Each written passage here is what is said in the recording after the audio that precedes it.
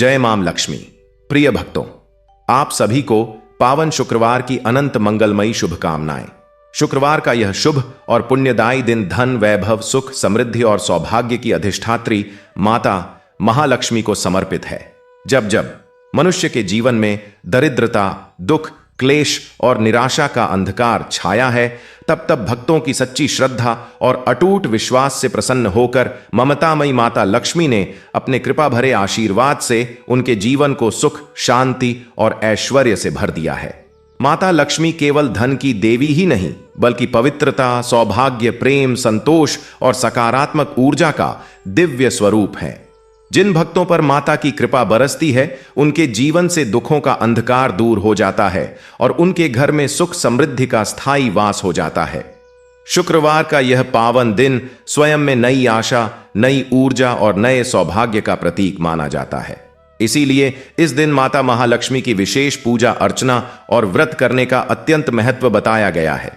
प्रिय साथियों, आज की यह कथा केवल एक साधारण कथा नहीं, बल्कि आपके जीवन की बंद किस्मत को जगाने वाला एक दिव्य अनुभव है।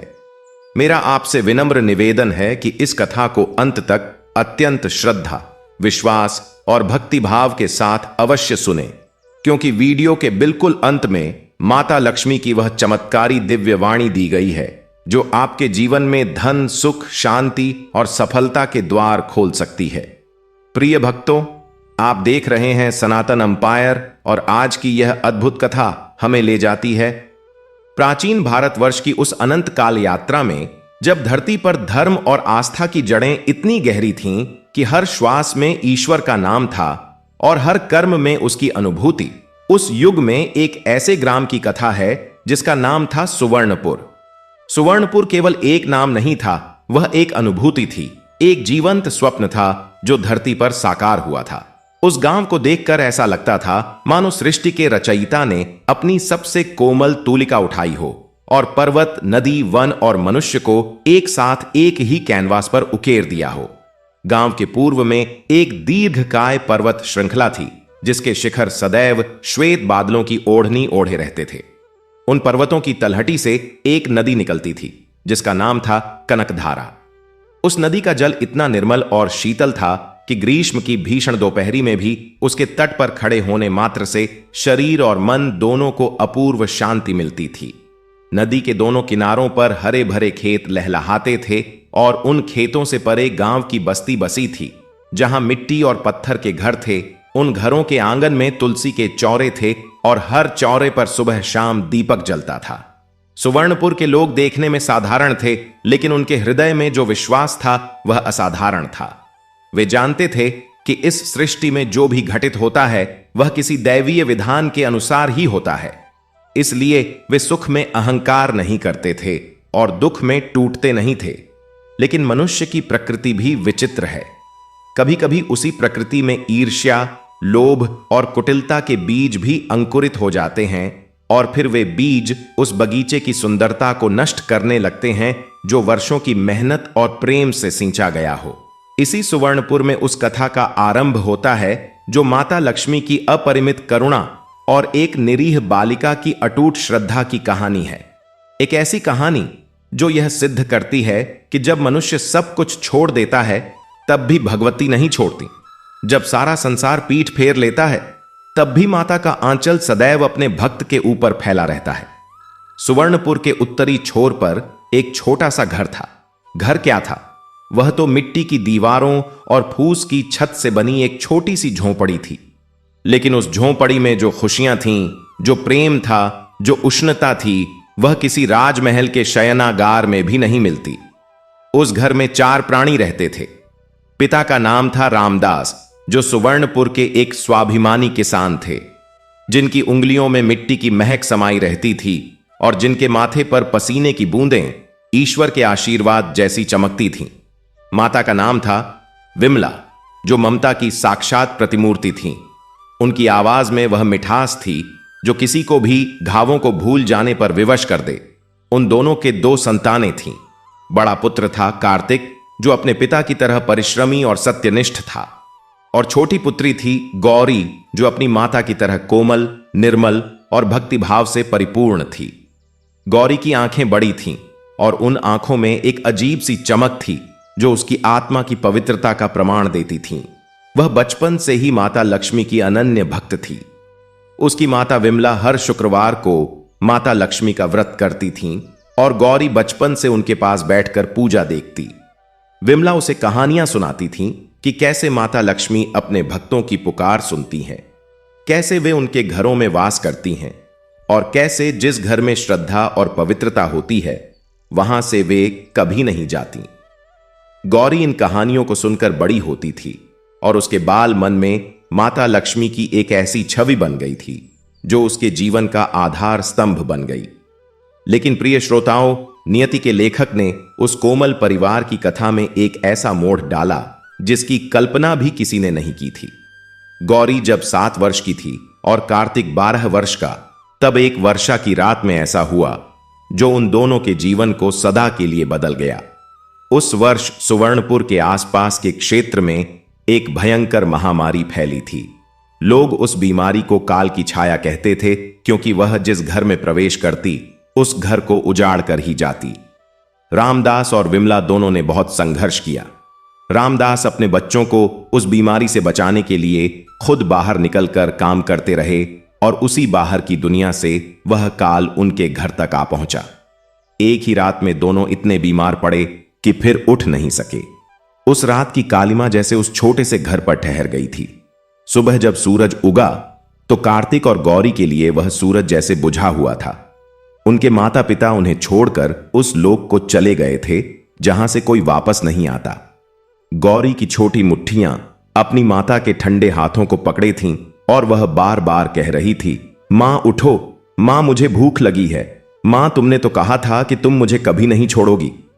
कार्तिक की आंखों में आंसू थे, लेकिन वह 12 वर्ष के उस बालक ने अपनी छोटी बहन को अपनी बाहों में ले लिया और चुपचाप उसके सिर को सहलाता रहा। उसके पास शब्द नहीं थे। शब्द होते भी तो क्या कहता।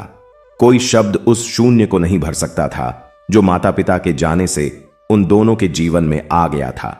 जब गांव वालों को पता चला तो जो होना था वही हुआ। सुवर्णपुर में भी वही रूढ़ियां थीं जो हर उस समाज में होती हैं जहां अज्ञान का अंधकार होता है। लोगों ने कहा कि इन बच्चों का जन्म ही अभागा था। किसी ने कहा कि इनके कारण ही माता पिता की असमय मृत्यु हुई।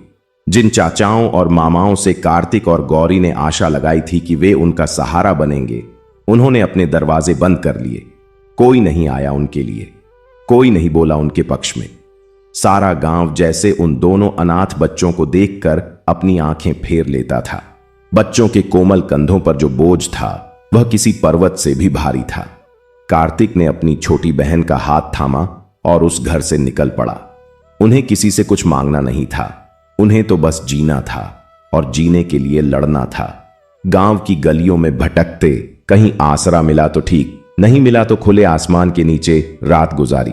भूख के दिन थे, प्यास के दिन थे, अपमान के दिन थे, लेकिन उन सब के बीच एक बात अडिग रही और वह था गौरी का माता लक्ष्मी पर अटूट विश्वास। सुवर्णपुर के पूर्वी छोर पर कनकधारा नदी के तट के पास एक पुराना मंदिर था। वह मंदिर माता लक्ष्मी का था। मंदिर की दीवारें पुरानी थीं और स्थान स्थान पर काई जमी हुई थी, लेकिन उस मंदिर में जो शक्ति थी वह अलौकिक थी।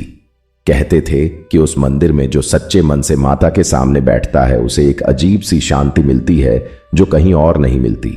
कार्तिक और गौरी हर दिन उस मंदिर में जाते। गौरी मंदिर का आंगन बुहारती, कार्तिक कनक धारा से जल लाकर माता की प्रतिमा पर चढ़ाता। उनके पास न फूल थे न दीपक के लिए तेल, लेकिन उनकी आंखों में जो भक्ति थी वह फूलों से भी अधिक सुगंधित थी और उनके हृदय में जो श्रद्धा थी वह हजारों दीपकों की रोशनी से भी अधिक प्रकाशमान थी। गौरी अपनी माता से सीखे शुक्रवार का व्रत अब भी करती थी। वह पूरे दिन निर्जल रहती और शाम को माता के सामने बैठकर अपनी माता के बताए हुए गीत गुनगुनाती। माता लक्ष्मी की कथा जो उसने अपनी मां से सुनी थी उसे वह शब्द दर शब्द याद थी और उन कथाओं को सुनाते हुए उसकी आंखों में वह चमक आ जाती थी जो किसी दीप शिखा से कम नहीं थी। धीरे धीरे वर्ष बीतते गए। कार्तिक ने गांव में काम करना शुरू किया। वह दूसरों के खेतों में काम करता, भारी बोझ उठाता, हर वह काम करता जिससे कुछ पैसे आते। और वह अपनी छोटी बहन के लिए रोटी का प्रबंध कर सके। कार्तिक के स्वभाव में रामदास की सत्यनिष्ठा थी और उसकी मेहनत देखकर धीरे धीरे सुवर्णपुर के कुछ लोगों का मन बदलने लगा। जो कल तक उन्हें अभागा कहते थे, वे आज उनकी परिश्रमशीलता की प्रशंसा करने लगे। माता लक्ष्मी की कृपा उन पर बरसने लगी थी। धीरे धीरे कार्तिक का छोटा सा व्यवसाय खड़ा हुआ। वह नदी के तट पर मछलियां बेचता और फिर उस पैसे से अनाज का छोटा सा व्यापार शुरू किया। गौरी घर में बैठकर कपड़े बुनती और उन्हें बाजार में बेचती। उनके छोटे से घर में जो एक समय सन्नाटा था, वहां अब जीवन की धड़कन लौट आई थी। इसी बीच एक दिन ऐसा आया जिसने उनके जीवन में एक नया अध्याय शुरू किया। सुवर्णपुर के पास के ही एक बड़े नगर से कार्तिक के लिए विवाह का प्रस्ताव आया। कन्या का नाम था मालती। वह देखने में सुंदर थी और उसके पिता नगर के एक समृद्ध व्यापारी थे। लोगों ने कार्तिक को बताया कि मालती स्वभाव से भी सुंदर है और उसका घर परिवार भी बड़ा अच्छा है। कार्तिक के मन में एक उम्मीद जागी। उसने सोचा कि अब उनके घर में लक्ष्मी का आगमन होगा। गौरी को एक माता जैसी भाभी मिलेगी और उनके कष्टों का अंत होगा। विवाह बड़ी धूमधाम से संपन्न हुआ। गौरी ने अपनी भाभी के आने की खुशी में पूरा घर सजाया था। उसने कनकधारा के किनारे से फूल चुनकर लाए थे और मंदिर से माता लक्ष्मी का आशीर्वाद मांगा था कि हे माता, मेरी भाभी को खुश रखना और हमारे घर को सदा प्रकाशित रखना। जब मालती पहली बार उनके घर की दहलीज पर खड़ी हुई तो गौरी ने उसके चरण छुए और अपनी आंखों में आंसू लिए उससे कहा, भाभी तुम आ गई, अब हमारा घर पूरा हो गया। इन शब्दों में गौरी का पूरा जीवन था। वह माता पिता के जाने के बाद से जिस प्रेम और सहारे की तलाश में थी, उसे लगा कि वह उसे मिल गया। लेकिन प्रिय श्रोताओं, कभी कभी जीवन हमें वह नहीं देता जिसकी हमें आशा होती है। मालती के भीतर एक ऐसा संसार था जिससे गौरी और कार्तिक दोनों अनजान थे। मालती का बाहरी आवरण जितना सुंदर था, उसके भीतर का स्वभाव उतना ही जटिल था। वह अपने पिता के धनी घर से आई थी और उसे यह सादगी, यह मिट्टी के घर और यह कठिन जीवन रास नहीं आया। लेकिन सबसे बड़ी बात यह थी कि उसे गौरी और कार्तिक का वह अटूट प्रेम नहीं सुहाया। वह देखती थी कि कार्तिक अपनी बहन से कितना स्नेह करता है, कैसे उसकी हर जरूरत का ध्यान रखता है और कैसे गौरी भी अपने भाई की हर छोटी बड़ी बात का ध्यान रखती है। इस प्रेम को देखकर मालती के मन में एक विचित्र असुरक्षा जन्म लेने लगी। उसे लगने लगा कि इस घर में उसका स्थान कहीं दूसरे नंबर पर है। शुरुआत में तो मालती ने अपने इस भाव को छिपाए रखा। वह बाहर से मीठी बोलती और भीतर से जलती रहती। गौरी हर रोज भाभी की सेवा में कोई कसर नहीं छोड़ती थी। वह सुबह सबसे पहले उठती, पूरे घर की सफाई करती, कनकधारा से जल लाती और भाभी के लिए स्नान का पानी गर्म करती। खाना पकाती तो पहले भाभी को परोसती, फिर भाई को और अंत में खुद खाती। उसे कभी ऐसा नहीं लगा कि वह यह सब बाध्यता से कर रही है। वह यह सब प्रेम से करती थी, क्योंकि उसके हृदय में सेवा भाव था जो माता लक्ष्मी की भक्ति से उपजा था। माता लक्ष्मी को सेवा और सरलता बहुत प्रिय है। यह उसने अपनी माता से सुना था और इसी मान्यता को उसने अपने जीवन का सिद्धांत बना लिया था। इधर कार्तिक का व्यापार भी दिन प्रतिदिन उन्नति कर रहा था। अनाज के व्यापार से उसने कुछ पैसे जोड़े और फिर कपड़े के व्यापार में हाथ आजमाया। माता लक्ष्मी की कृपा से सब कुछ ठीक चल रहा था। उनका वह छोटा सा कच्चा घर धीरे धीरे पक्का होने लगा। आंगन में तुलसी का चौरा बना, उस पर सुबह शाम दीपक जलने लगा। सुवर्णपुर के लोग जो कभी उन्हें अभागा कहते थे, अब उनकी तरक्की देखकर चकित थे। लेकिन जैसा कि होता है, हर सुख के साथ कहीं न कहीं परीक्षा का समय भी आता है। सुवर्णपुर में कुछ ऐसी स्त्रियां थीं जिनका समय दूसरों के घरों में झांकने और दूसरों की खुशियों में आग लगाने में बीतता था। उन्होंने देखा कि कार्तिक का घर खुशहाल हो रहा है। उन्होंने देखा कि गौरी और कार्तिक का प्रेम अटूट है और उन्होंने यह भी देखा कि नई बहू मालती के मन में असुरक्षा की जो चिंगारी है, उसे और हवा दी जा सकती है। एक दिन जब मालती कनकधारा के तट पर पानी भरने गई तो वे महिलाएं उसके चारों ओर इकट्ठा हो गईं। उनमें से एक ने बड़े ही चिंतित स्वर में कहा, मालती बहू, तुम बड़े घर से आई हो, लेकिन इस घर का सच जानती हो? यहां तुम्हारी ननद ही असली मालकिन है। कार्तिक तो उसका दीवाना है। जो भी कमाता है उसे पहले अपनी बहन के सामने रख देता है और वह अपनी माता लक्ष्मी का व्रत करके घर का सारा वैभव अपने हाथ में रखती है। मालती सुनती रही।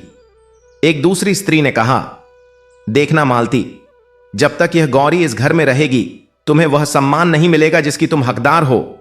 यह बड़े घर की बड़ी बहू बनकर बैठी है और तुम बस नाम की पत्नी हो।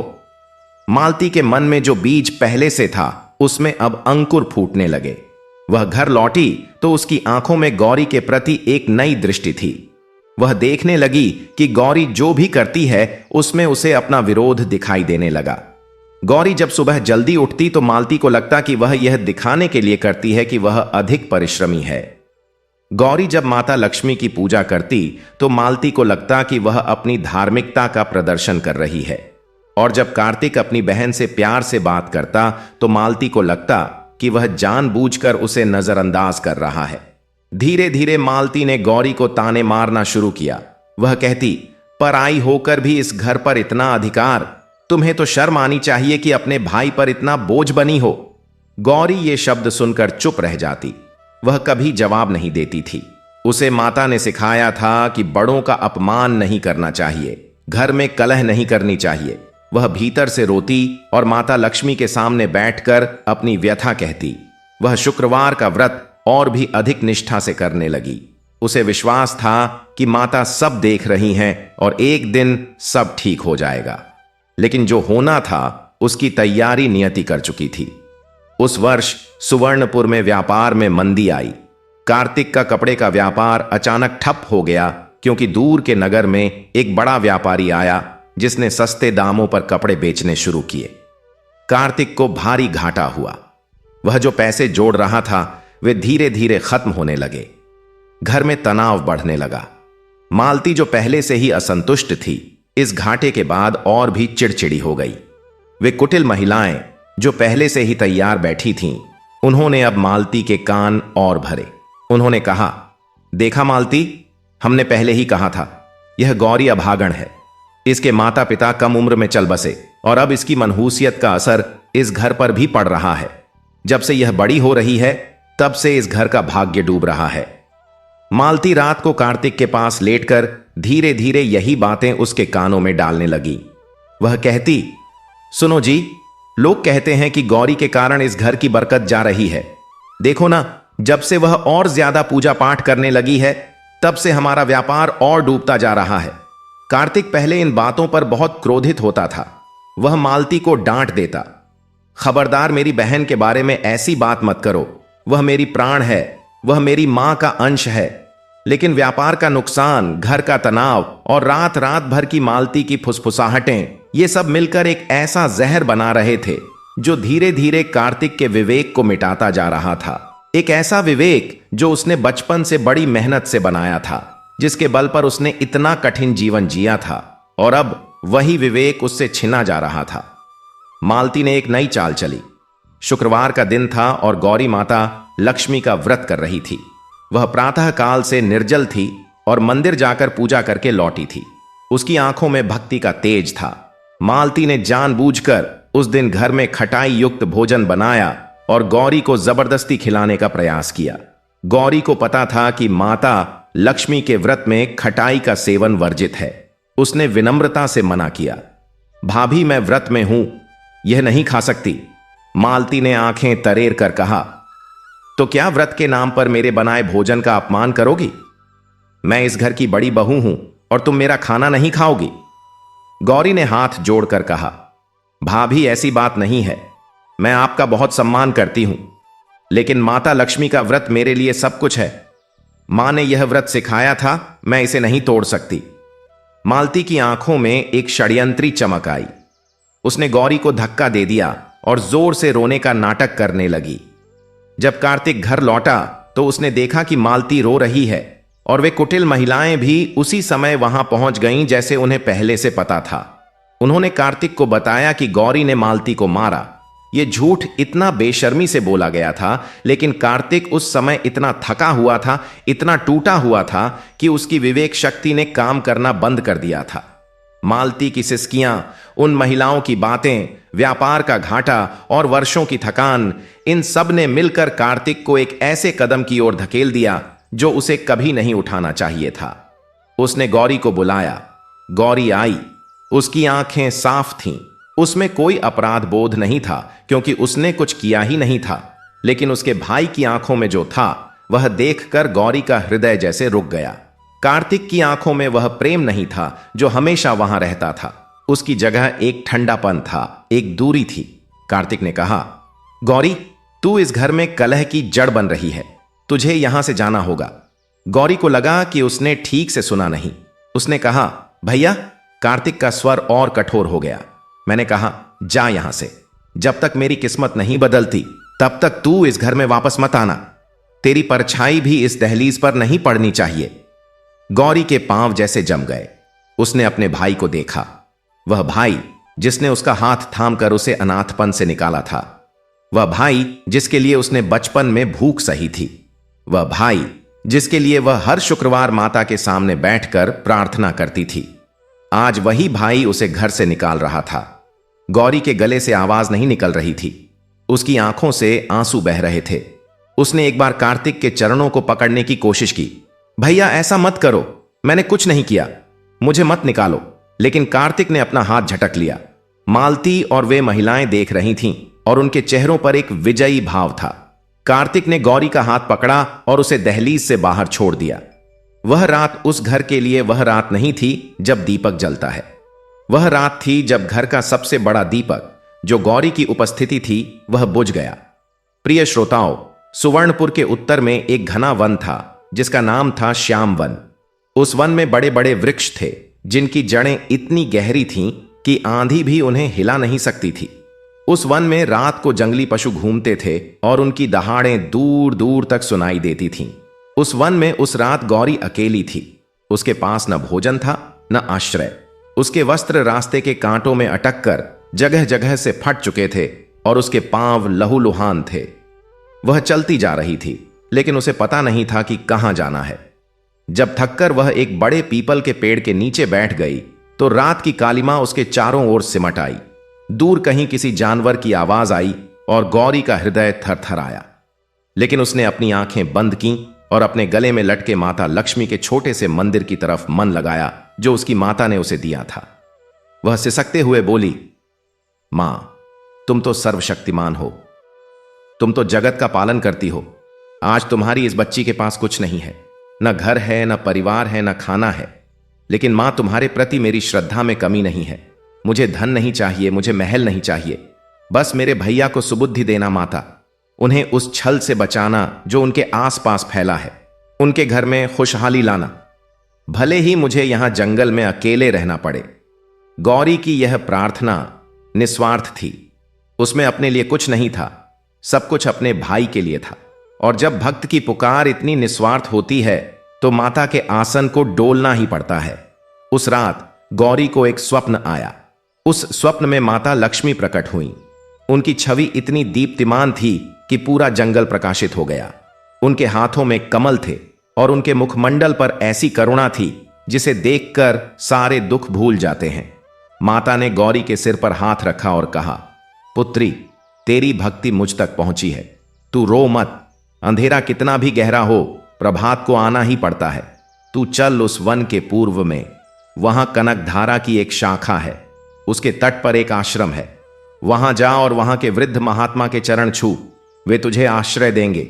और सुन पुत्री, हर शुक्रवार को अपना व्रत मत तोड़ना, तेरी भक्ति में ही तेरी शक्ति है। गौरी की आंखें खुल गईं। रात का अंधकार अभी भी था, लेकिन उसके भीतर का अंधकार जैसे छंट गया था। उसे दिशा मिल गई थी। प्रातः होने से पहले ही वह उठी और पूर्व की दिशा में चलने लगी। उसके पांव थके हुए थे, पेट में भूख की आग थी, लेकिन उसके हृदय में एक नई ऊर्जा थी। माता ने उसे दर्शन दिया था, माता ने उसे मार्ग दिखाया था। यही काफी था। जैसा माता ने कहा था, कनकधारा की एक शाखा के तट पर एक आश्रम था। उस आश्रम में वृद्ध महात्मा मुनिवर्धन रहते थे। वे बड़े ज्ञानी और करुणामय थे। उन्होंने गौरी को देखा और उसकी पूरी कथा सुनकर उनकी आंखें भर आईं। उन्होंने गौरी को आश्रय दिया और कहा, पुत्री, इस आश्रम में जो भी भक्त आते हैं उनकी सेवा करो, माता की पूजा करो और अपनी भक्ति को और गहरा करो। माता लक्ष्मी तुम्हारे साथ हैं और जब माता साथ होती हैं तो कोई भी कठिनाई लंबे समय तक नहीं टिकती। गौरी को उस आश्रम में आश्रय मिल गया था।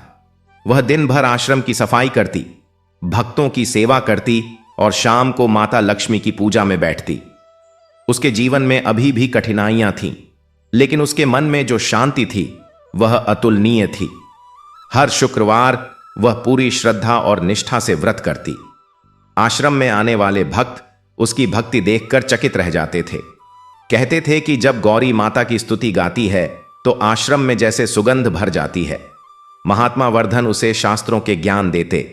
वे बताते कि माता लक्ष्मी केवल धन की देवी नहीं है, वे तो जगत की समृद्धि की देवी हैं। जीवन में जो भी सुंदर है, जो भी पवित्र है, जो भी प्रेम है, जो भी करुणा है, वह सब माता लक्ष्मी का ही स्वरूप है।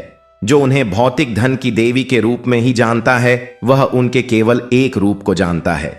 उनके असली स्वरूप को वही जानता है जो सेवा में, प्रेम में और निस्वार्थ भक्ति में उनकी अनुभूति करता है। गौरी यह सुनकर और भी गहरी होती जाती थी। उसे अब समझ आ रहा था कि उसके जीवन में जो कुछ भी हुआ वह सब माता की परीक्षा थी। माता देखना चाहती थीं कि क्या उनकी भक्त विपत्ति में भी उन्हें नहीं भूलती, और गौरी ने वह परीक्षा दी। इधर सुवर्णपुर में कार्तिक के घर की स्थिति और बिगड़ती जा रही थी। जिस दिन गौरी ने घर की दहलीज लांघी थी, उसी दिन से जैसे उस घर से सुख ने भी विदाई ले ली थी। कार्तिक का व्यापार पूरी तरह चौपट हो गया। उसके गोदाम में आग लग गई और उसमें जमा सारा माल जलकर राख हो गया। जो थोड़ा बहुत पैसा बचा था वह कर्जे और बीमारियों में निकल गया। घर में रोज झगड़े होने लगे। मालती जो पहले सोचती थी कि गौरी के जाने के बाद घर में शांति आएगी, वह खुद बड़ी बेचैन रहने लगी। कार्तिक रात को सो नहीं पाता था।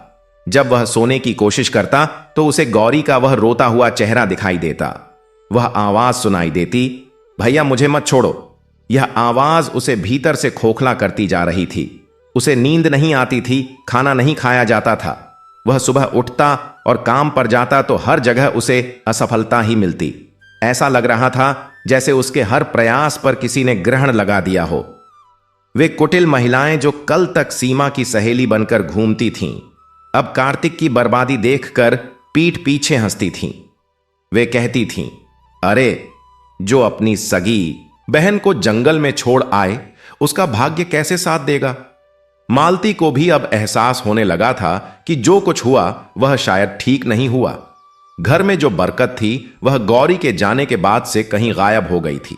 उसे याद आने लगा कि कैसे गौरी हर सुबह उठकर घर आंगन बुहारती थी और माता लक्ष्मी के मंदिर में जाकर पूजा करती थी।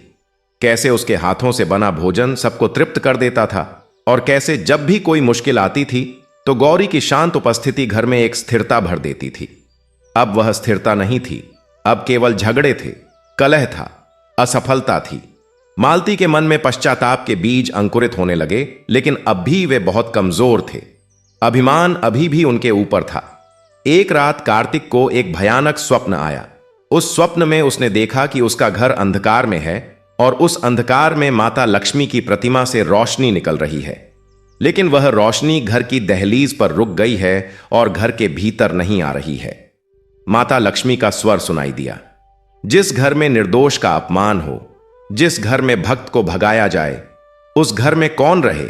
कार्तिक की नींद खुल गई। वह हाँफ रहा था और उसकी आंखों में आंसू थे। उसे पहली बार अपनी गलती का इतनी तीव्रता से एहसास हुआ। वह उठा और घर के उस कोने में गया जहां माता लक्ष्मी की प्रतिमा थी। उस प्रतिमा के सामने वह बैठ गया और उसकी आंखों से अश्रुधारा बह निकली। वह बोला, मां, मुझसे बहुत बड़ी गलती हुई। मैंने अपनी निर्दोष बहन को जंगल में छोड़ दिया। मैं उसका भाई था और मैंने उसे धोखा दिया। मां, उसे माफ करना, मुझे माफ करना। उसे ढूंढने का मार्ग दिखाओ। लेकिन माता की पूजा का एक विधान होता है। जब तक मन में सच्चा पश्चाताप नहीं होता और जब तक मन का परिवर्तन पूर्ण नहीं होता, तब तक माता की कृपा का द्वार नहीं खुलता। कार्तिक के मन में पश्चाताप था, लेकिन अभी भी मालती का प्रभाव उस पर था। अभी भी वह पूरी तरह स्पष्ट नहीं हो पाया था। इसलिए माता ने उसे और थोड़ी प्रतीक्षा करने दी। उधर आश्रम में गौरी का जीवन सरल था, लेकिन उसमें एक गहराई आ गई थी। महात्मा वर्धन के मार्गदर्शन में उसने माता लक्ष्मी के विभिन्न स्वरूपों को समझा। उन्होंने बताया कि माता लक्ष्मी के 8 प्रमुख स्वरूप हैं, जिन्हें अष्टलक्ष्मी कहते हैं। आदि लक्ष्मी जो सबकी उत्पत्ति में है, धन लक्ष्मी जो भौतिक समृद्धि देती है, धान्य लक्ष्मी जो अन्न और प्रकृति की देवी हैं, गज लक्ष्मी जो शक्ति और सम्मान की देवी हैं, संतान लक्ष्मी जो परिवार और वंश की देवी हैं, वीर लक्ष्मी जो साहस और धैर्य की देवी हैं, विजय लक्ष्मी जो विजय और सफलता की देवी हैं, और विद्या लक्ष्मी जो ज्ञान और बुद्धि की देवी हैं। गौरी ने एक एक स्वरूप को समझा और उनकी उपासना की। महात्मा ने बताया कि जब कोई माता के इन सभी रूपों की उपासना करता है तो माता का पूर्ण आशीर्वाद मिलता है। जब केवल धन के लिए पूजा होती है तो माता की महत्ता को सीमित किया जाता है, लेकिन जब सेवा, ज्ञान, साहस और प्रेम के साथ भक्ति होती है तो माता की कृपा असीमित हो जाती है। गौरी ने यह ज्ञान अपने हृदय में उतारा। वह अब केवल एक भक्त नहीं थी, वह एक साधक बन रही थी, जो जीवन की हर परिस्थिति में माता की उपस्थिति को अनुभव कर रही थी। कभी कभी रात को जब आश्रम में सन्नाटा होता तो गौरी के मन में अपने भाई की याद आती। वह सोचती कि कार्तिक भैया कैसे होंगे, उनका व्यापार कैसा चल रहा होगा, क्या वे ठीक से खाते होंगे। उसके मन में कभी क्रोध नहीं आया, कभी बदले की भावना नहीं आई, केवल चिंता थी, केवल प्रेम था। वह माता से प्रार्थना करती रहती कि उसके भाई को ठीक रखो, उनके घर को सुखी रखो। यही उसकी पूजा थी। इस बीच आश्रम में एक ऐसी घटना घटी जो गौरी के जीवन का अगला अध्याय लिखने वाली थी। एक दिन आश्रम में एक बड़े नगर के धनी व्यापारी आए। उनका नाम था विजयराज। वे किसी विशेष कार्य के लिए महात्मा वर्धन के पास आए थे। विजयराज का एकमात्र पुत्र था जिसका नाम था देवराज। देवराज बड़ा कुशाग्र बुद्धि था, लेकिन एक रहस्यमय रोग के कारण वह बहुत समय से बिस्तर पर था। सारे वैद्य हार चुके थे और विजयराज निराश होकर महात्मा के पास आए थे। महात्मा वर्धन ने गौरी को बुलाया और कहा, पुत्री, यह जो व्यापारी आए हैं, इनके पुत्र के लिए माता लक्ष्मी का विशेष पूजन करो। 7 शुक्रवार की विशेष पूजा करो और माता से प्रार्थना करो कि वे इस परिवार पर अपनी कृपा बरसाएं। गौरी ने हां कर दी और उस दिन से उसने विजयराज के पुत्र देवराज के लिए 7 शुक्रवार की विशेष उपासना शुरू की। पहले शुक्रवार को गौरी ने माता लक्ष्मी की विधिवत पूजा की। उसने कमल के फूल चढ़ाए, दीपक जलाए और घी की खीर का भोग लगाया। उसने माता से निवेदन किया कि हे मां, इस बालक को स्वास्थ्य दीजिए। दूसरे शुक्रवार को देवराज को थोड़ा बेहतर महसूस हुआ। तीसरे शुक्रवार को वह बिस्तर से उठकर बैठ गया। चौथे शुक्रवार को वह कुछ कदम चल सका। 5वें शुक्रवार तक वह बड़ी तेजी से ठीक हो रहा था। छठे और 7वें शुक्रवार तक देवराज लगभग पूरी तरह स्वस्थ हो गया था।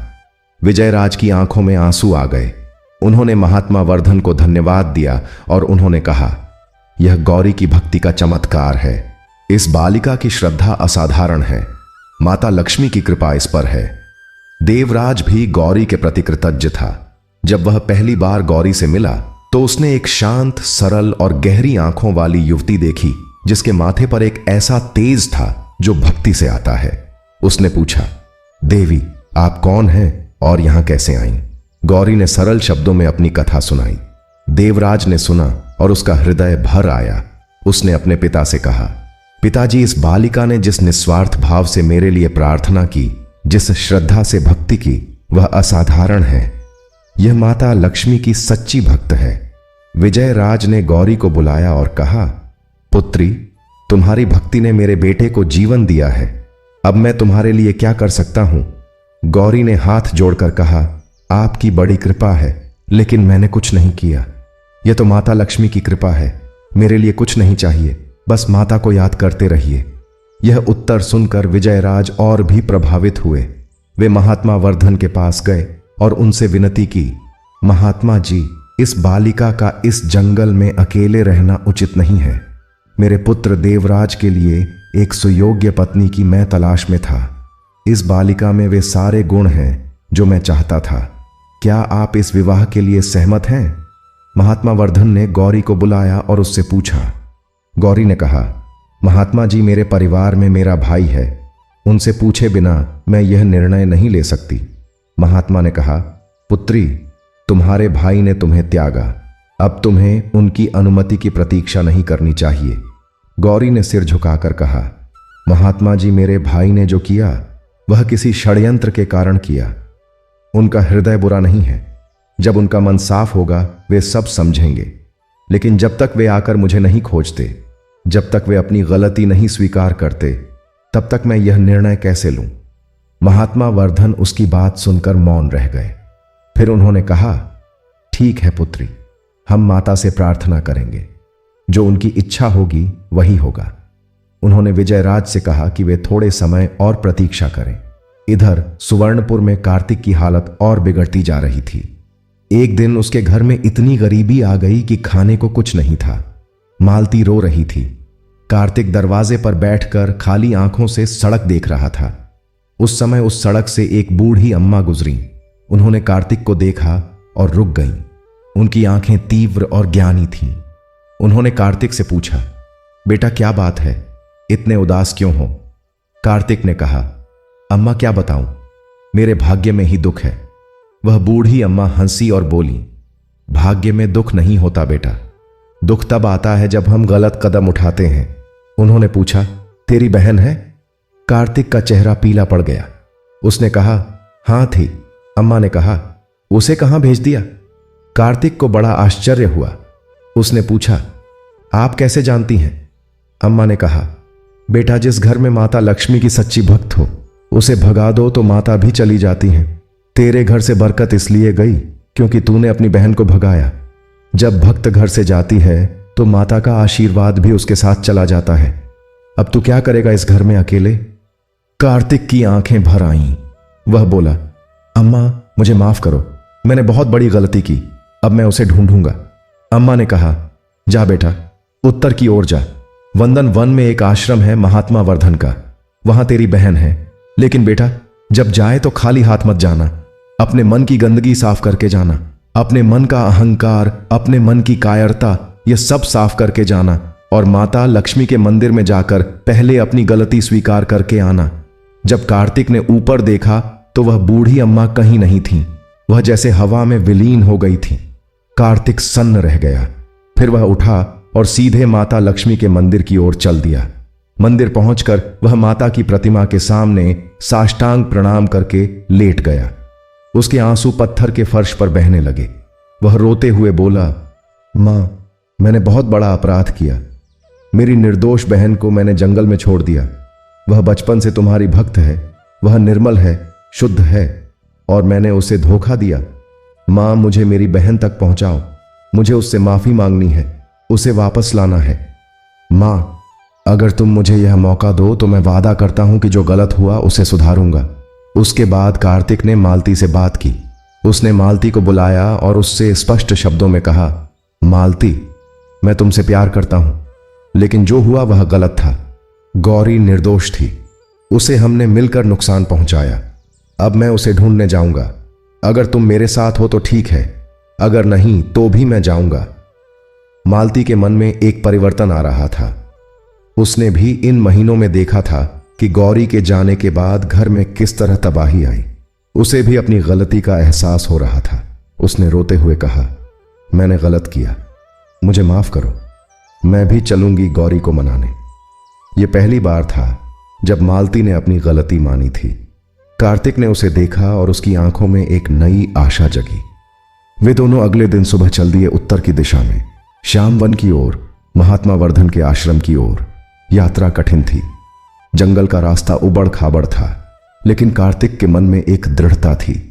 उसके पैर थकते थे, लेकिन उसका संकल्प नहीं थकता था। मालती भी चुपचाप उसके साथ चल रही थी। पहली बार उन दोनों के बीच झगड़े नहीं थे, ताने नहीं थे। एक खामोशी थी जो पश्चाताप की थी। रास्ते में एक पड़ाव पर उन्होंने रात बिताई। कार्तिक माता लक्ष्मी का नाम जपता रहा और मालती भी उसके पास बैठकर मन ही मन माता से क्षमा मांगती रही। अगले दिन वे आगे बढ़े। दोपहर तक वे कनक धारा की उस शाखा के तट पर पहुंच गए जहां महात्मा वर्धन का आश्रम था। आश्रम के द्वार पर एक शिष्य ने उन्हें रोका। उन्होंने बताया कि वे गौरी के भाई हैं और उससे मिलना चाहते हैं। शिष्य ने उन्हें अंदर जाने दिया। कार्तिक की आंखें आश्रम में हर जगह गौरी को ढूंढ रही थीं। तभी आश्रम के एक कोने से गौरी की आवाज सुनाई दी। वह माता लक्ष्मी की स्तुति गा रही थी। उस आवाज को सुनकर कार्तिक के पैर रुक गए। वह उस आवाज की दिशा में मुड़ा। वहां एक छोटे से मंदिर में गौरी बैठी थी। उसके सामने माता लक्ष्मी की प्रतिमा थी, जिसके सामने दीपक जल रहा था और गौरी की आंखें बंद थीं। उसके चेहरे पर एक ऐसी शांति थी जो किसी वनवासी में नहीं होती। वह शांति किसी ऐसे व्यक्ति की थी जिसे माता की शरण मिल गई हो। कार्तिक के गले में एक उभार आया। वह चुपचाप आगे बढ़ा और गौरी के पास जाकर उसके सामने घुटने टेक दिए। जब गौरी ने आंखें खोली तो उसके सामने उसका भाई था। एक समय की बात है, एक प्राचीन नगर था जिसका नाम सुवर्णपुरी था, जहां की गलियों में सुबह होते ही शंख और घंटियों की मधुर ध्वनि गूंज उठती थी, जहां हर आंगन में तुलसी का चौरा सजा होता था और हर द्वार पर रंगोली की रेखाएं जैसे स्वयं समृद्धि का स्वागत करती थीं। उस नगर में लोग केवल धन से ही नहीं बल्कि अपने संस्कारों और संतोष से भी समृद्ध थे। कहते हैं कि उस नगर पर माता लक्ष्मी की ऐसी कृपा थी कि वहां कोई भूखा नहीं सोता था, कोई निराश नहीं रहता था, और हर शुक्रवार को तो जैसे पूरा नगर एक उत्सव में बदल जाता था। हर घर में दीप जलते थे, हर स्त्री अपने आंगन को गोबर और गंगा जल से शुद्ध करती थी और श्रद्धा से माता की पूजा करती थी। उसी सुवर्णपुरी के एक कोने में एक छोटा सा कच्चा घर था, जो बाहर से देखने में भले ही साधारण लगता था, लेकिन भीतर से वह भक्ति और स्नेह से भरा हुआ था। उस घर में माधव और उसकी पत्नी सीता रहते थे। माधव का जीवन संघर्षों से भरा था। वह सुबह से शाम तक मेहनत करता, लेकिन फिर भी घर में कभी कभी अन्न की कमी हो जाती थी। कई बार ऐसा होता कि दोनों पति पत्नी एक वक्त ही भोजन करते और दूसरे वक्त माता का नाम लेकर जल पीकर सो जाते। लेकिन इन कठिनाइयों के बावजूद उनके चेहरे पर कभी शिकन नहीं आती थी, क्योंकि उनके मन में एक अटूट विश्वास था कि माता लक्ष्मी एक दिन अवश्य ही उनकी पुकार सुनेंगी और उनकी परीक्षा समाप्त करेंगी। हर शुक्रवार का दिन उनके लिए विशेष होता था। उस दिन माधव सुबह ब्रह्म मुहूर्त में उठता, नदी में स्नान करने जाता और लौटकर अपने छोटे से आंगन को साफ करता। सीता घर को लीपती और फिर दोनों मिलकर माता लक्ष्मी की पूजा की तैयारी करते। उनके पास ना तो चांदी के बर्तन थे, ना सोने के आभूषण, ना ही महंगे पुष्प, लेकिन जो कुछ था वह था उनका सच्चा मन और अटूट श्रद्धा। सीता अपने हाथों से थोड़े से चावल धोकर एक छोटे से मिट्टी के कटोरे में रखती और माधव तुलसी के पत्ते और कुछ जंगली फूल लाकर माता के चरणों में अर्पित करता। फिर दोनों मिलकर दीप जलाते और माता का स्मरण करते। उस दिन भी ऐसा ही शुक्रवार था, लेकिन उस दिन वातावरण में कुछ अलग सा था, जैसे कोई अदृश्य शक्ति उस छोटे से घर की ओर आकर्षित हो रही हो। माधव ने जैसे ही पूजा प्रारंभ की, उसकी आंखों से आंसू बहने लगे। उसने हाथ जोड़कर कहा, हे मां, मेरे पास देने के लिए कुछ नहीं है, लेकिन मेरा विश्वास कभी कमजोर नहीं हुआ। मैंने हर परिस्थिति में आपका नाम लिया है। अगर मेरी भक्ति में सच्चाई है तो एक दिन मेरी भी सुन लेना। उसी समय दरवाजे पर धीमी सी दस्तक हुई। सीता ने दरवाजा खोला तो देखा एक वृद्धा खड़ी थी। उसके बाल सफेद थे, चेहरा झुर्रियों से भरा हुआ था और आंखों में एक अजीब सी चमक थी। वह बहुत थकी हुई लग रही थी। उसने धीमी आवाज में कहा, बेटी, मुझे बहुत भूख लगी है, क्या थोड़ा सा अन्न मिल सकता है? सीता ने एक पल के लिए घर के भीतर देखा, जहां बस थोड़े से चावल बचे थे जो उन्होंने पूरे दिन के लिए संभाल कर रखे थे। लेकिन अगले ही क्षण उसने बिना कुछ सोचे वह चावल निकाल लिए और प्रेम से उस वृद्धा के सामने रख दिए। माधव भी बाहर आ गया। उसने उस वृद्धा के चरण स्पर्श किए और कहा, माता, हमारे घर में आपका स्वागत है। जो कुछ है वह आपका ही है। वृद्धा ने भोजन किया और बड़े संतोष से मुस्कुराई। उसकी मुस्कान में जैसे कोई दिव्य शांति थी। उसने जाते जाते कहा, तुम्हारे इस प्रेम और सेवा को मैं व्यर्थ नहीं जाने दूंगी। तुम्हारे घर की दरिद्रता शीघ्र ही समाप्त होगी। इतना कहकर वह धीरे धीरे आगे बढ़ गई, लेकिन कुछ ही कदम चलने के बाद वह अचानक आंखों से ओझल हो गई, जैसे वह कभी वहां थी ही नहीं। माधव और सीता कुछ क्षण तक स्तब्ध खड़े रहे। फिर उन्होंने इसे माता की लीला समझकर अपने कार्य में लग गए। उस दिन के बाद से जैसे उनके जीवन की दिशा बदलने लगी। अगले ही दिन माधव को नगर के एक बड़े व्यापारी के यहां काम मिला। पहले तो वह साधारण काम करता था, लेकिन उसकी ईमानदारी और लगन देखकर व्यापारी ने उसे अपने व्यापार में साझेदारी का अवसर दिया। धीरे धीरे माधव का जीवन बदलने लगा। उसका छोटा सा घर एक सुंदर मकान में बदल गया। घर में अन्न की कभी कमी नहीं रही, लेकिन सबसे बड़ी बात यह थी कि उसके मन में कभी घमंड नहीं आया। वह पहले की तरह ही विनम्र और सरल बना रहा। हर शुक्रवार को वह पहले से भी अधिक श्रद्धा के साथ माता लक्ष्मी की पूजा करता और जरूरतमंदों की सहायता करता। पूरे नगर में उसकी चर्चा होने लगी। लोग कहते थे कि यह सब माता लक्ष्मी की कृपा है। लेकिन उसी नगर में एक धनेश्वर नाम का सेठ भी रहता था, जिसके पास अपार धन था, लेकिन उसके मन में शांति नहीं थी। जब उसने माधव की उन्नति देखी तो उसके मन में ईर्ष्या जाग उठी। उसने सोचा कि जरूर इस गरीब ने कोई ऐसा उपाय कर लिया है जिससे माता लक्ष्मी प्रसन्न हो गई हैं। उसने निश्चय किया कि वह भी वही करेगा। अगले शुक्रवार को वह माधव के घर गया और छिपकर उसकी पूजा देखने लगा। उसने देखा कि माधव बिना किसी दिखावे के बहुत सरलता से पूजा कर रहा है। उसके मन में यह बात आई कि इतनी साधारण पूजा से अगर इतना फल मिल सकता है तो मैं तो इससे भी अधिक भव्य पूजा करूंगा और माता को प्रसन्न कर लूंगा। अगले ही दिन उसने अपने महल में बड़े स्तर पर पूजा का आयोजन किया। चारों ओर सजावट हुई, सोने के बर्तन निकाले गए, महंगे पुष्प मंगवाए गए और तरह तरह के पकवान बनाए गए। लेकिन उसके मन में केवल एक ही विचार था कि कैसे अधिक से अधिक धन प्राप्त किया जाए। पूजा समाप्त होने के बाद वह गर्व से भर गया, लेकिन दिन बीतते गए और उसके जीवन में कोई परिवर्तन नहीं आया, बल्कि उसका व्यापार धीरे धीरे घाटे में जाने लगा। वह परेशान हो गया और एक रात उसे वही वृद्धा स्वप्न में दिखाई दी। उसकी आंखों में अब वही करुणा नहीं बल्कि गंभीरता थी। उसने कहा, धनेश्वर, तुमने पूजा तो की, लेकिन उसमें प्रेम नहीं था, उसमें केवल लालच था। तुमने कभी किसी भूखे को भोजन नहीं दिया, कभी किसी जरूरतमंद की सहायता नहीं की, इसीलिए माता लक्ष्मी तुमसे दूर हैं। यह सुनकर धनेश्वर का हृदय कांप उठा। उसकी आंखें खुल गईं और वह रात भर सोचता रहा। अगले दिन वह सीधे माधव के पास गया और उसके चरणों में गिरकर बोला, मुझे सच्ची भक्ति का मार्ग दिखाओ। मैं समझ गया हूं कि केवल धन से माता प्रसन्न नहीं होती।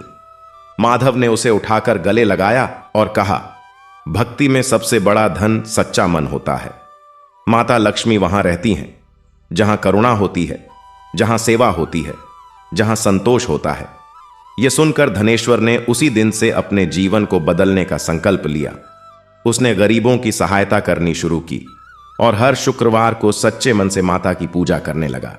धीरे धीरे उसके जीवन में भी शांति लौटने लगी। लेकिन इसी बीच सुवर्णपुरी में एक ऐसी घटना घटी जिसने पूरे नगर को हिलाकर रख दिया। एक वर्ष ऐसा आया जब वर्षा समय पर नहीं हुई। खेत सूखने लगे, नदियों का जल कम होने लगा और धीरे धीरे पूरे नगर में चिंता का वातावरण फैल गया। लोग सोचने लगे कि कहीं माता लक्ष्मी की कृपा उनसे रूठ तो नहीं गई है। बाजारों में सन्नाटा छाने लगा, व्यापार ठप पड़ने लगा और जो नगर कभी खुशहाली के लिए जाना जाता था, वहां अब भय और अनिश्चितता का माहौल बनने लगा। माधव यह सब देख रहा था। उसका हृदय व्याकुल हो उठा। उसने एक दिन शुक्रवार की पूजा के समय माता से प्रार्थना की, हे मां, यदि हमने कोई भूल की है तो हमें क्षमा करें। इस नगर पर अपनी कृपा बनाए रखें। हम सब आपके ही बच्चे हैं और आपकी शरण में हैं। उसकी आंखों से आंसू बह रहे थे और उसका स्वर कांप रहा था। सीता भी उसके साथ बैठी रो रही थी, लेकिन उनके मन में विश्वास अब भी अटल था। उसी रात जब पूरा नगर चिंता में डूबा हुआ था, तभी आकाश में एक अद्भुत घटना घटी जो सुवर्णपुरी के लोगों ने पहले कभी नहीं देखी थी। पूर्व दिशा में एक असाधारण प्रकाश प्रकट हुआ जो न सूर्य का था, न चंद्रमा का और न ही किसी तारे का। वह प्रकाश धीरे धीरे गहरा होता गया और उसमें से एक दिव्य सुगंध निकलने लगी जो कमल के फूलों की सुगंध से भी अधिक मनोहर थी। नगर के रात्रि प्रहरी सबसे पहले इस प्रकाश को देखकर ठिठक गए। फिर धीरे धीरे घरों से लोग बाहर निकलने लगे और सभी की दृष्टि उस दिव्य प्रकाश की ओर थी। छोटे छोटे बच्चे भी अपनी माताओं की गोद से उतरकर उस प्रकाश को देखने की कोशिश करने लगे।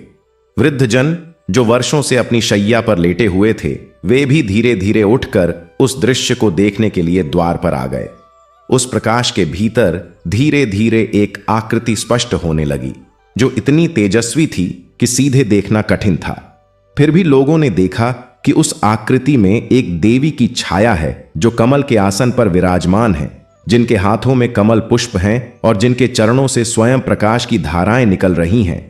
उस क्षण नगर में जो भी व्यक्ति जागृत था, वह अपने आप ही हाथ जोड़कर झुक गया और हृदय में एक अपूर्व आनंद का अनुभव हुआ, जो शब्दों में नहीं कहा जा सकता था। माधव अपने घर में पूजा में बैठा था और उसकी आंखें बंद थीं। जब वह प्रकाश आंखों की पलकों से भी भीतर पहुंचने लगा, तो उसने आंखें खोलीं और जो दृश्य उसने देखा वह उसके जीवन का सबसे महान क्षण था। उसकी पूजा के सामने रखे मिट्टी के दीपक की लौ अचानक बड़ी हो गई और उस लौ में एक स्वर्णिम आभा प्रकट हुई।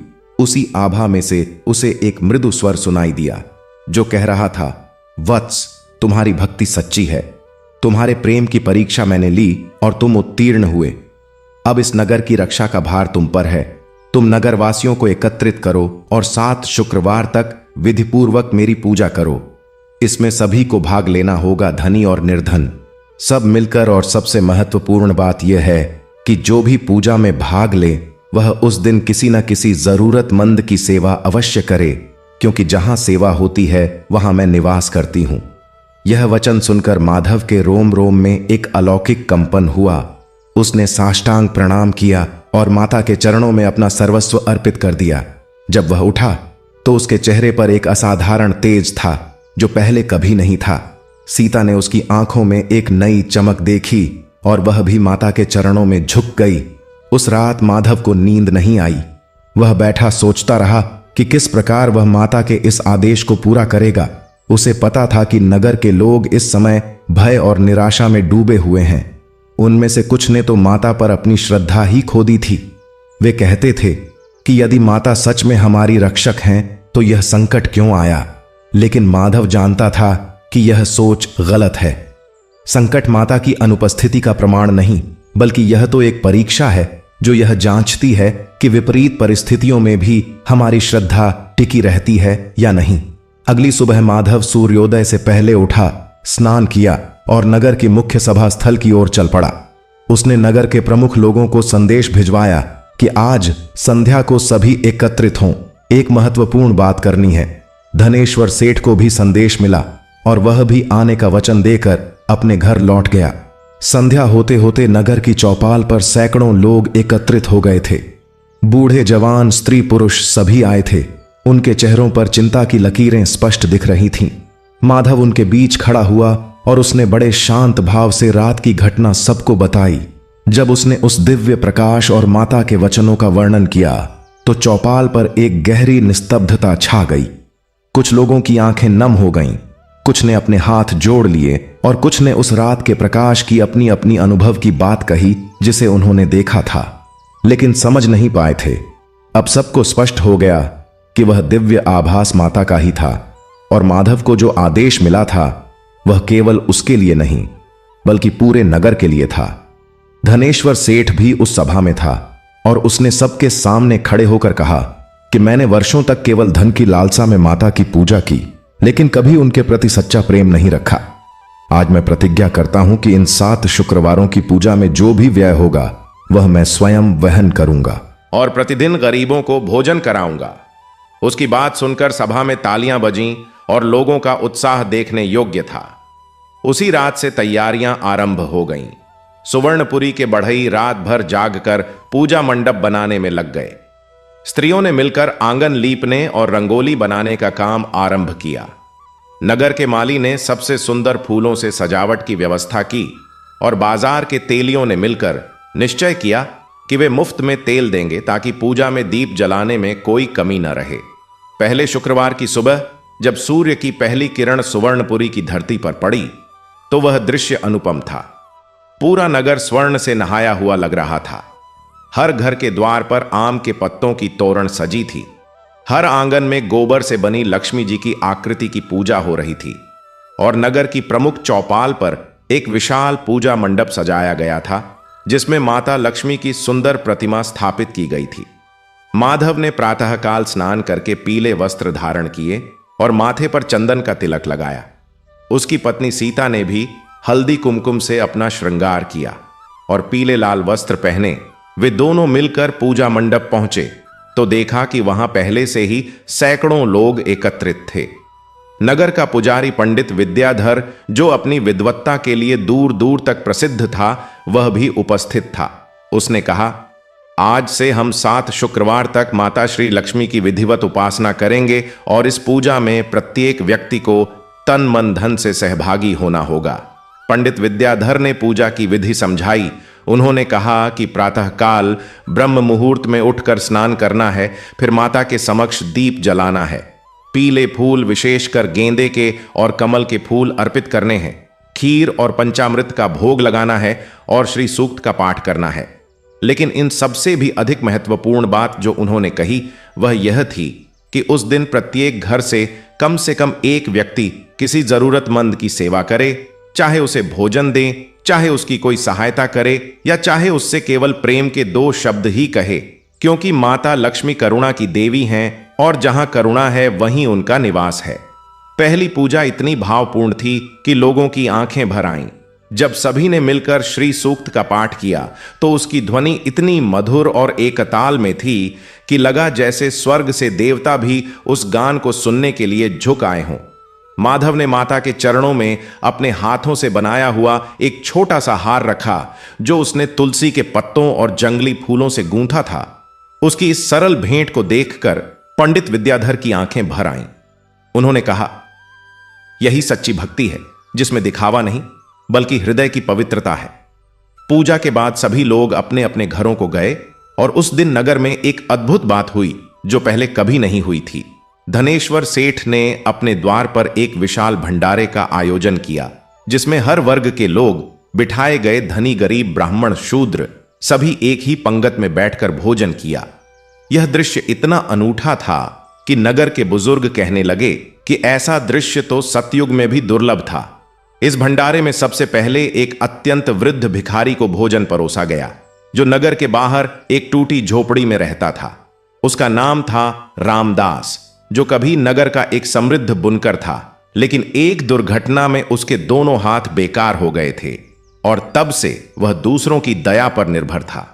रामदास की आंखें उस दिन आश्चर्य से फटी की फटी रह गईं जब धनेश्वर सेठ ने स्वयं अपने हाथों से उसे भोजन परोसा।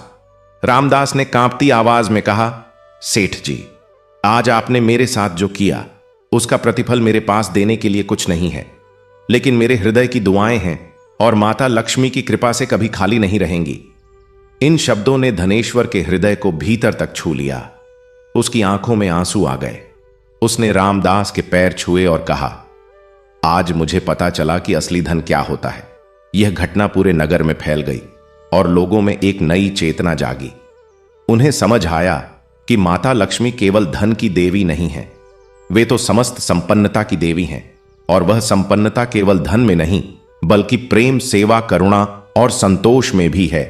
दूसरे शुक्रवार की पूजा और भी अधिक श्रद्धापूर्ण थी।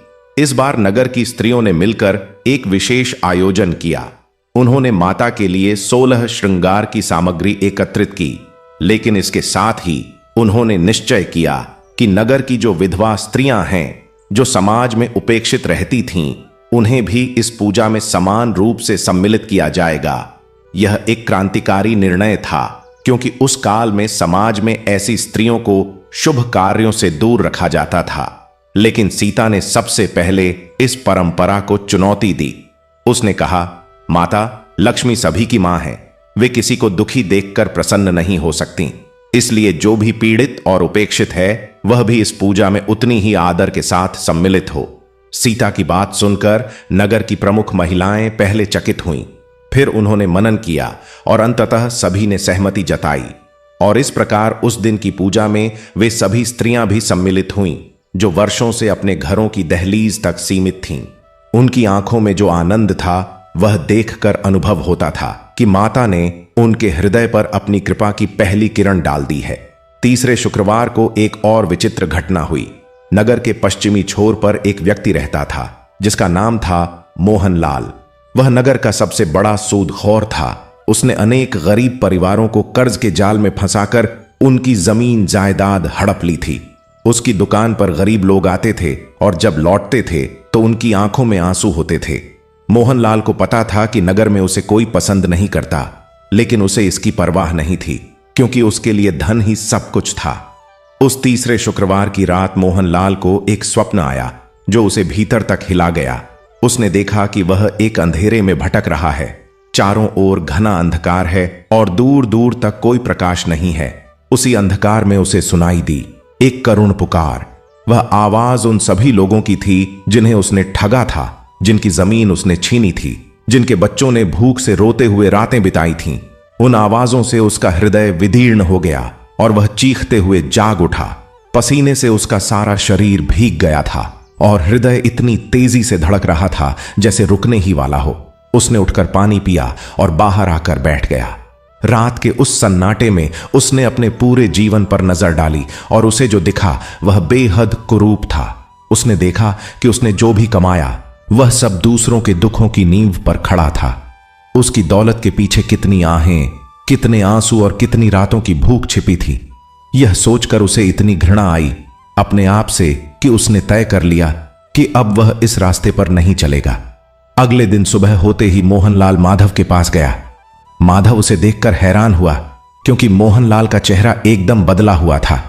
उसकी आंखों में वह कठोरता नहीं थी जो पहले रहती थी, बल्कि एक गहरी उदासी और पश्चाताप था। मोहनलाल ने कांपती आवाज में कहा, माधव भाई, मैं जानता हूं कि मैंने बहुत पाप किए हैं। मैं जानता हूं कि नगर में कोई मुझे नहीं चाहता, लेकिन मुझे बताओ, क्या मेरे जैसे पापी के लिए भी माता की क्षमा संभव है? माधव ने उसे बड़े प्रेम से बैठाया और कहा, मोहनलाल भाई, माता लक्ष्मी ममता की मूर्ति हैं। जैसे एक मां अपने भटके हुए पुत्र को भी क्षमा कर देती है, वैसे ही माता भी उस हृदय को अपना लेती हैं जो सच्चे मन से पलट आए। लेकिन केवल क्षमा मांगना काफी नहीं, जो घाव किए हैं उन्हें भरने की कोशिश भी करनी होगी। मोहनलाल ने उसी दिन से अपने कर्जदारों को एक एक करके बुलाना शुरू किया और उनके कर्जे माफ करने लगा। जो जमीनें उसने हड़पी थीं, वे भी धीरे धीरे उनके असली मालिकों को लौटाने लगा। यह देखकर पूरा नगर स्तब्ध रह गया। लोग कानाफूसी करने लगे कि क्या यह वही मोहनलाल है जो कभी एक पैसा भी माफ नहीं करता था। इस परिवर्तन का श्रेय लोग माता लक्ष्मी की उस सामूहिक पूजा को देने लगे और उनकी श्रद्धा और भी बढ़ गई। चौथे शुक्रवार को एक और उल्लेखनीय घटना हुई। उस दिन की पूजा में एक ऐसी स्त्री आई जिसे देखकर सभी चौंक गए। उसका नाम था कमला। वह नगर के बाहर एक अलग बस्ती में रहती थी और उसका व्यवसाय ऐसा था जिसके कारण समाज उसे सम्मान से नहीं देखता था। वह वर्षों से माता की भक्त थी, लेकिन कभी किसी सार्वजनिक पूजा में नहीं आ पाई थी, क्योंकि उसे लगता था कि उसके आने से पूजा अपवित्र हो जाएगी। उस दिन वह पूजा मंडप के दरवाजे पर खड़ी थी और अंदर आने की हिम्मत नहीं जुटा पा रही थी। उसके हाथ में एक छोटी सी पोटली थी जिसमें उसने अपने हाथ से बनाए हुए कुछ फूल रखे थे जो उसने बड़े मन से गूंथे थे। सीता ने उसे वहां खड़े देखा और बाहर आकर उसका हाथ थाम लिया और कहा, बहना अंदर आओ, माता का द्वार सबके लिए खुला है। उनके सामने कोई छोटा नहीं होता, कोई पापी नहीं होता, सभी उनके बच्चे हैं। सीता के इन शब्दों ने कमला के हृदय में जैसे एक बांध तोड़ दिया। उसकी आंखों से आंसुओं की धारा बह निकली और वह फूट फूट कर रोने लगी। सीता ने उसे गले लगाया और वे दोनों साथ मिलकर पूजा में बैठ गईं। कमला ने जब माता के चरणों में अपने हाथ के बने फूल रखे तो पंडित विद्याधर ने भरे गले से कहा, आज की पूजा में जो श्रद्धा है वह किसी राजमहल की पूजा से भी अधिक पवित्र है। 5वें शुक्रवार से नगर में एक नई परंपरा शुरू हुई। माधव ने सुझाव दिया कि पूजा के बाद नगर के बच्चों को शिक्षा दी जाए, क्योंकि वास्तविक लक्ष्मी तो ज्ञान में भी है। माता सरस्वती और लक्ष्मी एक ही मां के दो रूप हैं और जहां ज्ञान होगा वहीं संपन्नता आएगी। इस विचार को सबने सराहा और धनेश्वर सेठ ने उसी दिन से एक पाठशाला की व्यवस्था करने का संकल्प लिया। उसने नगर के विद्वान पंडित विद्याधर से निवेदन किया और पंडित जी ने सहर्ष स्वीकार कर लिया और कहा कि जो भी बच्चा पढ़ना चाहे, चाहे वह धनी का हो या निर्धन का, उसे वे निःशुल्क पढ़ाएंगे। छठे शुक्रवार को वर्षा की पहली बूंदें गिरीं और यह एक ऐसा क्षण था जब सारा नगर एक स्वर में चिल्ला उठा, जय माता लक्ष्मी आसमान पर बादल घुमड़ते देख लोगों के हृदय उमंग से भर गए। किसानों ने माता का धन्यवाद करते हुए आंसू बहाए और धरती पर लेटकर प्रणाम किया। उस वर्षा की बूंदों में मानो माता का आशीर्वाद था और लोगों को लगा कि उनकी श्रद्धा और सेवा सफल हुई। 7वां और अंतिम शुक्रवार जब आया तो सुवर्णपुरी का दृश्य बिल्कुल बदल चुका था। खेतों में हरियाली आ गई थी, नदी का जल बढ़ने लगा था और नगर में फिर से खुशहाली की लहर दौड़ रही थी। उस दिन की पूजा में इतने लोग आए कि पूजा मंडप छोटा पड़ गया और सारी चौपाल भर गई। हर वर्ग, हर समाज का व्यक्ति वहां था। पुजारी था तो सूदखोर भी था, धनवान था तो भिखारी भी था, ऊंची जाति थी तो वंचित वर्ग भी था, और ये सब एक ही स्तर पर बैठकर एक ही माता की पूजा में लीन थे। यह दृश्य अपने आप में एक चमत्कार था। उस दिन पूजा के समापन पर जब सभी ने मिलकर आरती गाई तो उस गान की ध्वनि इतनी मार्मिक और इतनी भावपूर्ण थी कि वातावरण में एक दिव्य कंपन हुआ। और उसी क्षण जो लोग वहां उपस्थित थे उन्होंने देखा कि माता की प्रतिमा के चरणों के पास एक सुनहरी आभा प्रकट हुई और उसमें से एक सुगंध उठी जो इतनी मनोहर थी कि सभी की आंखें मुंद गईं और मन में एक असीम शांति का अनुभव हुआ। कुछ क्षणों के लिए लगा जैसे समय ठहर गया हो और उस क्षण में सबने महसूस किया कि माता वास्तव में वहां उपस्थित हैं। उनकी कृपा की वर्षा हो रही है और यह नगर अब कभी दुखी नहीं रहेगा। जब आंखें खुलीं तो लोगों ने देखा कि माता की प्रतिमा पर जो फूल थे वे ताजे और सुगंधित हो उठे थे और उनके चरणों में जो दीप था वह बिना तेल के भी जल रहा था। यह देखकर पंडित विद्याधर हाथ जोड़कर कांपते हुए बोले, यह माता का साक्षात आशीर्वाद है जो इस नगर को मिला है। आज से यह नगर सदा के लिए माता की कृपा में रहेगा। उस दिन के बाद सुवर्णपुरी का इतिहास ही बदल गया। माधव की कथा नगर के बच्चे बच्चे को याद हो गई। लोग कहते थे कि माधव साधारण मनुष्य नहीं बल्कि माता का सेवक है और उसकी श्रद्धा ने पूरे नगर को उद्धार किया। धनेश्वर सेठ ने जो पाठशाला बनवाई उसमें वर्षों तक बच्चे पढ़ते रहे और मोहनलाल जिसने सबके कर्ज माफ किए वह अब नगर का सबसे प्रिय व्यक्ति बन गया था। कमला जिसे समाज ने ठुकराया था वह अब माता के मंदिर में सेविका बन गई और उसकी श्रद्धा की चर्चा दूर दूर तक फैली। रामदास जिसके हाथ काम नहीं करते थे उसकी देखभाल अब पूरा नगर मिलकर करता था और वह बूढ़ा प्रतिदिन माता का जयकारा लगाकर कहता था कि मुझ जैसे बेसहारे को जब माता के सेवकों ने सहारा दिया तब मुझे समझ आया कि माता केवल मंदिर में नहीं बल्कि मानव के हृदय में भी निवास करती हैं। इस प्रकार सुवर्णपुरी की यह कथा पीढ़ी दर पीढ़ी चलती रही। माताओं ने अपनी बेटियों को यह कथा सुनाई और उन बेटियों ने अपनी बेटियों को हर शुक्रवार की शाम को जब दीप जलाए जाते थे तो इस कथा का स्मरण होता था और लोग माता से प्रार्थना करते थे कि हे मां, जैसे तुमने माधव और सीता पर कृपा की वैसे ही हम सब पर भी कर और हमें यह शिक्षा दो कि सच्चा धन धन में नहीं बल्कि प्रेम, सेवा और श्रद्धा में है। कहते हैं कि आज भी जब कोई सच्चे मन से शुक्रवार के दिन माता की पूजा करता है और उस दिन किसी जरूरतमंद की सेवा करता है तो माता उसकी पुकार अवश्य सुनती है और उसके जीवन में वैसे ही प्रकाश भर देती हैं जैसे उन्होंने सुवर्णपुरी में माधव के घर का दीपक जलाया था। अब इस कथा को और अधिक गहराई से आगे बढ़ाते हुए सुनिए कि माधव और सीता के जीवन में आगे क्या हुआ। उनके परिवार में एक और अध्याय जुड़ा जो इस कथा को और भी पूर्ण बनाता है। माधव और सीता के विवाह को अनेक वर्ष बीत चुके थे लेकिन उनके कोई संतान नहीं थी। यह एक ऐसा दुख था जो उन्होंने कभी किसी के सामने प्रकट नहीं किया था। उनके मन में यह पीड़ा थी लेकिन वे इसे माता की इच्छा मानकर चुपचाप स्वीकार करते थे। समाज में कभी कभी किसी के मुख से व्यंग्य का एक तीर आता था लेकिन माधव और सीता उन तीरों को अपने विश्वास की ढाल से रोक लेते थे। सीता प्रतिदिन माता से प्रार्थना करती थी लेकिन संतान के लिए नहीं। वह बस इतना कहती थी, हे मां, जो तेरी इच्छा हो वही हो, मुझे संतोष दे और तेरी भक्ति में मेरी रुचि बनी रहे। यह प्रार्थना माता को कितनी प्रिय थी इसका प्रमाण तब मिला जब एक वर्ष शरद ऋतु में एक घटना घटी जिसने उनका जीवन सदा के लिए बदल दिया। उस वर्ष शरद पूर्णिमा की रात सुवर्णपुरी की एक गली में एक शिशु की रोने की आवाज सुनाई दी। माधव उस रात देर से घर लौट रहा था। जब उसने वह रोने की आवाज सुनी तो वह रुक गया। उसने इधर उधर देखा तो पाया कि गली के किनारे एक बड़े पत्थर के पास एक कपड़े में लिपटा हुआ छोटा सा शिशु रखा हुआ है। माधव ने उस शिशु को उठाया तो पाया कि वह एक बालिका है और वह बड़े जोर से रो रही है। माधव का हृदय भर आया। उसने उस बालिका को अपनी छाती से लगाया और घर की ओर दौड़ा। जब सीता ने उस शिशु को देखा तो उसकी ममता उमड़ पड़ी। उसने शिशु को गोद में लिया और उसे दूध पिलाया, और उसके छोटे छोटे हाथ जब उसकी उंगलियों को थामने लगे तो सीता की आंखें भर आईं। उसने माता के चित्र की ओर देखा और कहा, हे मां, क्या यह तेरा उपहार है?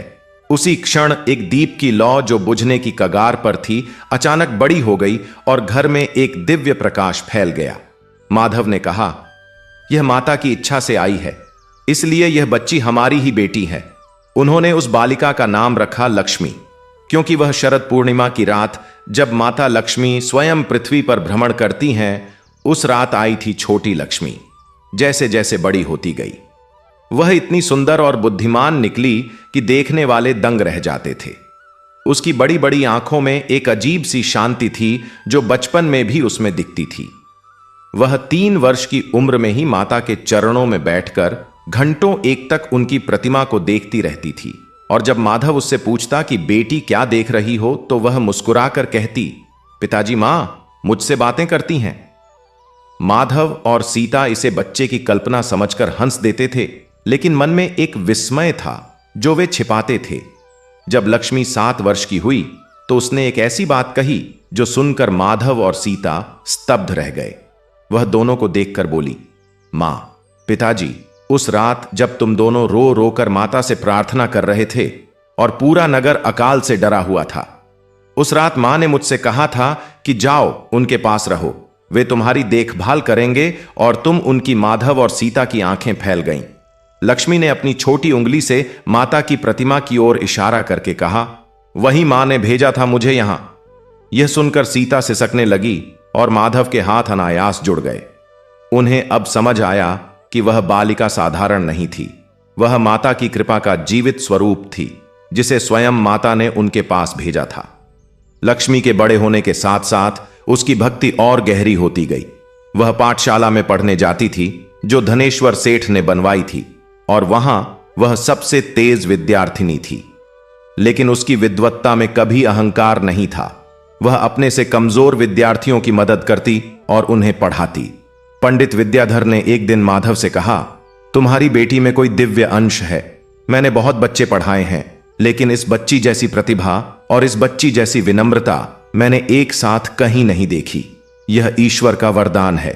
12 वर्ष की उम्र में लक्ष्मी ने एक ऐसा काम किया जिसने पूरे नगर को चकित कर दिया।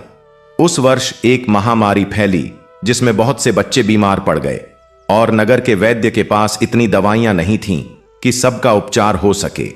लक्ष्मी ने वन में जाकर उन जड़ी बूटियों को पहचाना जो इस रोग में काम आती हैं, और घर आकर सीता से उन्हें कुटवाया और काढ़ा बनाकर घर घर पहुंचाया। जब वैद्यराज ने उसके नुस्खे देखे तो वे दंग रह गए। उन्होंने पूछा, बेटी, तुमने यह ज्ञान कहां से प्राप्त किया? लक्ष्मी ने सरलता से कहा, वैद्यराज, यह ज्ञान तो मां ने ही दिया।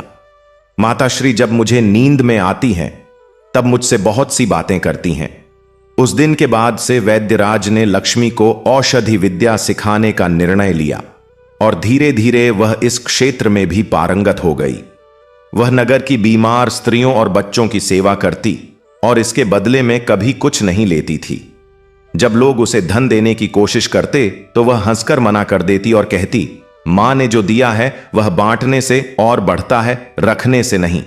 इस बीच माधव का व्यापार और अधिक फला फूला। धनेश्वर सेठ के साथ उसकी साझेदारी इतनी सफल रही कि वे दोनों मिलकर दूर दूर तक व्यापार करने लगे।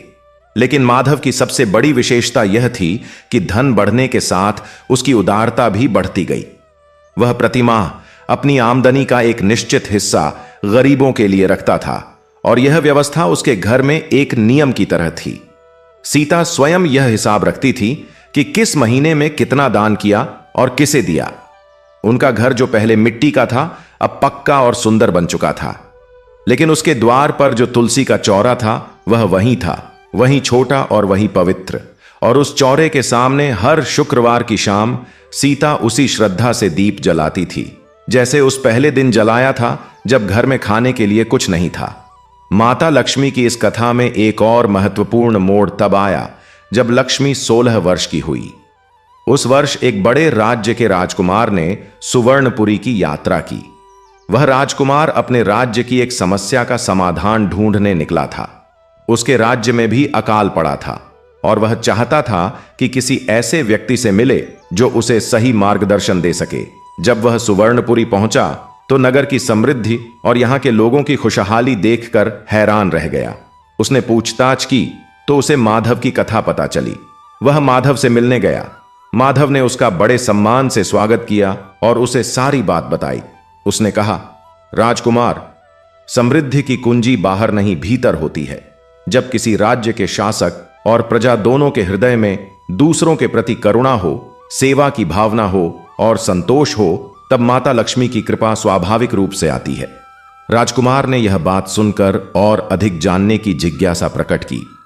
तब माधव ने उसे लक्ष्मी के पास ले जाकर कहा, यह मेरी पुत्री है। इसने माता की कृपा से बहुत ज्ञान प्राप्त किया है। यह तुम्हें और अधिक बता सकती है। लक्ष्मी ने राजकुमार को माता के शुक्रवार के व्रत की विधि समझाई। उसने बताया कि राजा को प्रजा का पालन उसी प्रेम से करना चाहिए जैसे माता अपनी संतान का करती है। उसने कहा कि जब प्रजा भूखी हो तो राजा के महल में उत्सव नहीं होना चाहिए। जब प्रजा दुखी हो तो राजा को सुख से नहीं बैठना चाहिए, और जब प्रजा सुखी हो तो वह सुख राजा का सबसे बड़ा पुरस्कार है। राजकुमार इन बातों को सुनकर मुग्ध हो गया। उसने न केवल माधव का आतिथ्य स्वीकार किया बल्कि कई दिन वहां रुककर सुवर्णपुरी की व्यवस्था को बारीकी से समझा, और जब वह अपने राज्य लौटा तो अपने साथ न केवल ज्ञान ले गया बल्कि उसके हृदय में एक नई दृष्टि भी थी। बाद के वर्षों में उसके राज्य की भी दशा बदली और उसने अपने राज्य में भी शुक्रवार के व्रत की परंपरा स्थापित की और गरीबों की सेवा को राज्य का कर्तव्य बनाया। कहते हैं कि उसके बाद उस राज्य में भी माता लक्ष्मी की कृपा अपार हो गई। सुवर्णपुरी में वर्ष बीतते गए। माधव और सीता बूढ़े होते गए, लेकिन उनकी भक्ति में कोई शिथिलता नहीं आई, बल्कि जैसे जैसे शरीर कमजोर होता गया वैसे वैसे उनकी भक्ति और गहरी होती गई। माधव के बाल सफेद हो गए थे और चेहरे पर झुर्रियां आ गई थीं, लेकिन उसकी आंखों की चमक वही थी जो तब थी जब वह उस कच्चे घर में माता की पूजा करता था और घर में खाने के लिए अन्न नहीं होता था। सीता की उंगलियां अब थोड़ी कांपती थीं, लेकिन हर शुक्रवार वह उसी सावधानी से दीप जलाती थी और उसी श्रद्धा से माता का नाम लेती थी। एक शाम जब माधव और सीता अपने आंगन में बैठे थे और डूबते हुए सूरज की लालिमा उनके चेहरों पर पड़ रही थी, तब माधव ने सीता का हाथ थामकर कहा, सीता, मुझे याद है वह दिन जब हमारे घर में कुछ नहीं था और तुमने उस वृद्धा को अपनी थाली का अन्न दे दिया था। उस दिन तुमने जो किया वह माता की सबसे बड़ी परीक्षा थी और तुम उसमें उत्तीर्ण हुई। सीता की आंखें भर आईं। उसने कहा, नहीं माधव, वह परीक्षा नहीं थी, वह तो माता का स्वागत था। जब भूखा आए तो खिलाओ, यह तो मां ने ही सिखाया था। उनकी इस बातचीत को लक्ष्मी आंगन के एक कोने में बैठकर सुन रही थी और उसकी आंखें भीगी हुई थीं। उसने मन में संकल्प लिया कि वह इस परंपरा को आगे बढ़ाएगी और माता की इस शिक्षा को कभी भूलने नहीं देगी। माधव का जब अंतिम समय आया तो उसने अपनी पुत्री लक्ष्मी और पुत्रवधू को बुलाकर कहा, मैं जीवन भर माता की भक्ति करता रहा और माता ने मुझे सब कुछ दिया, जो मांगा वह भी और जो नहीं मांगा वह भी। लेकिन जो सबसे बड़ा धन मुझे मिला वह था उनका यह ज्ञान कि सच्ची समृद्धि बाहर नहीं भीतर से आती है। जो मन से धनी है वह सदा धनी रहेगा और जो मन से दरिद्र है वह धन होते हुए भी दरिद्र रहेगा। इसलिए मेरी अंतिम इच्छा यह है कि तुम सब मिलकर हर शुक्रवार को माता की पूजा करते रहो और उस दिन किसी न किसी की सेवा अवश्य करो। यही माता का प्रसाद है, यही उनकी कृपा पाने का मार्ग है। माधव के जाने के बाद सीता कुछ और वर्ष जीवित रहीं। उनका जीवन माता की भक्ति और सेवा में ही बीता। उन्होंने कभी अपने लिए कुछ नहीं मांगा, हमेशा दूसरों के लिए प्रार्थना की। जब सीता का भी समय आया तो वह शुक्रवार का ही दिन था। सुबह उन्होंने स्नान किया और माता के सामने दीप जलाया। उन्होंने हाथ जोड़कर कहा, हे मां, आज मैं जा रही हूं, लेकिन यह विश्वास लेकर जा रही हूं कि जो मार्ग तुमने दिखाया वह मेरे बाद भी चलता रहेगा। उसके बाद वे माता के चरणों में ही शांत होकर लेट गईं और उनकी आंखें मुंद गईं। उनके चेहरे पर एक ऐसी मुस्कान थी जो केवल उन्हें ही आती है, जिन्होंने जीवन में माता का हाथ थामे रखा हो। लक्ष्मी ने अपने माता पिता की परंपरा को केवल जीवित ही नहीं रखा, बल्कि उसे नई ऊंचाइयों पर पहुंचाया। उसने नगर में एक आश्रम स्थापित किया, जहां बेसहारा स्त्रियों और बच्चों को शरण मिलती थी। उसने वहां शिक्षा, औषधि और भोजन की व्यवस्था की, और सबसे महत्वपूर्ण बात यह थी कि उस आश्रम में हर शुक्रवार को माता की पूजा होती थी, जिसमें समाज के हर वर्ग का व्यक्ति सम्मिलित हो सकता था। उसका वह आश्रम धीरे धीरे इतना प्रसिद्ध हो गया कि दूर दूर से लोग आने लगे, और न केवल सहायता लेने बल्कि सहायता देने के लिए भी, क्योंकि जब वे वहां आते थे तो उन्हें एक ऐसी शांति मिलती थी जो और कहीं नहीं मिलती थी। यह शांति माता की उपस्थिति थी, जो उस स्थान में व्याप्त थी जहां सेवा थी, प्रेम था और निस्वार्थ भाव था। आगे चलकर लक्ष्मी के पुत्र और पुत्रियों ने भी इसी मार्ग को अपनाया, और सुवर्णपुरी की यह परंपरा पीढ़ी दर पीढ़ी चलती रही। सैकड़ों वर्ष बाद भी जब लोग सुवर्णपुरी की कथा सुनते थे तो उन्हें माधव और सीता का स्मरण होता था, और उनके हृदय में एक प्रेरणा जागती थी कि हम भी अपने जीवन में इसी भक्ति को अपनाएंगे, इसी सेवा को अपनाएंगे और माता की कृपा प्राप्त करेंगे। इस कथा का सबसे महत्वपूर्ण संदेश यह है कि माता लक्ष्मी धन और वैभव की देवी तो हैं, लेकिन वे उन्हें ही धन देती हैं जो उस धन का सदुपयोग कर सकते हैं, जो दूसरों के दुख में काम आ सकते हैं, जो अपनी समृद्धि को केवल अपने लिए नहीं बल्कि सबके लिए उपयोगी बना सकते हैं, और जो इस सत्य को जानते हैं कि सच्ची लक्ष्मी वह है जो हृदय में बसती है, न कि तिजोरी में। अब इस कथा को और विस्तार देते हुए हम सुवर्णपुरी के उस काल की बात करते हैं जब वहां एक और महत्वपूर्ण घटना घटी, और यह घटना माता लक्ष्मी की महिमा को और अधिक स्पष्ट करती है। उन दिनों सुवर्णपुरी में एक विद्वान पंडित आए जिनका नाम था शास्त्री जी। वे किसी दूर के नगर से आए थे और उन्होंने जीवन भर शास्त्रों का अध्ययन किया था। उनके पास ज्ञान का अपार भंडार था, लेकिन उनके मन में एक गर्व था कि वे ही सबसे अधिक जानते हैं। वे पहले पहले सुवर्णपुरी आए तो यहाँ की समृद्धि देखकर प्रसन्न हुए।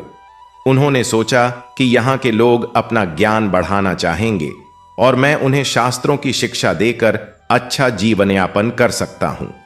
उन्होंने नगर के बीचों बीच एक स्थान पर अपनी पाठशाला स्थापित करने का निर्णय किया और घोषणा करवाई कि जो भी शास्त्र ज्ञान प्राप्त करना चाहता है वह यहां आए।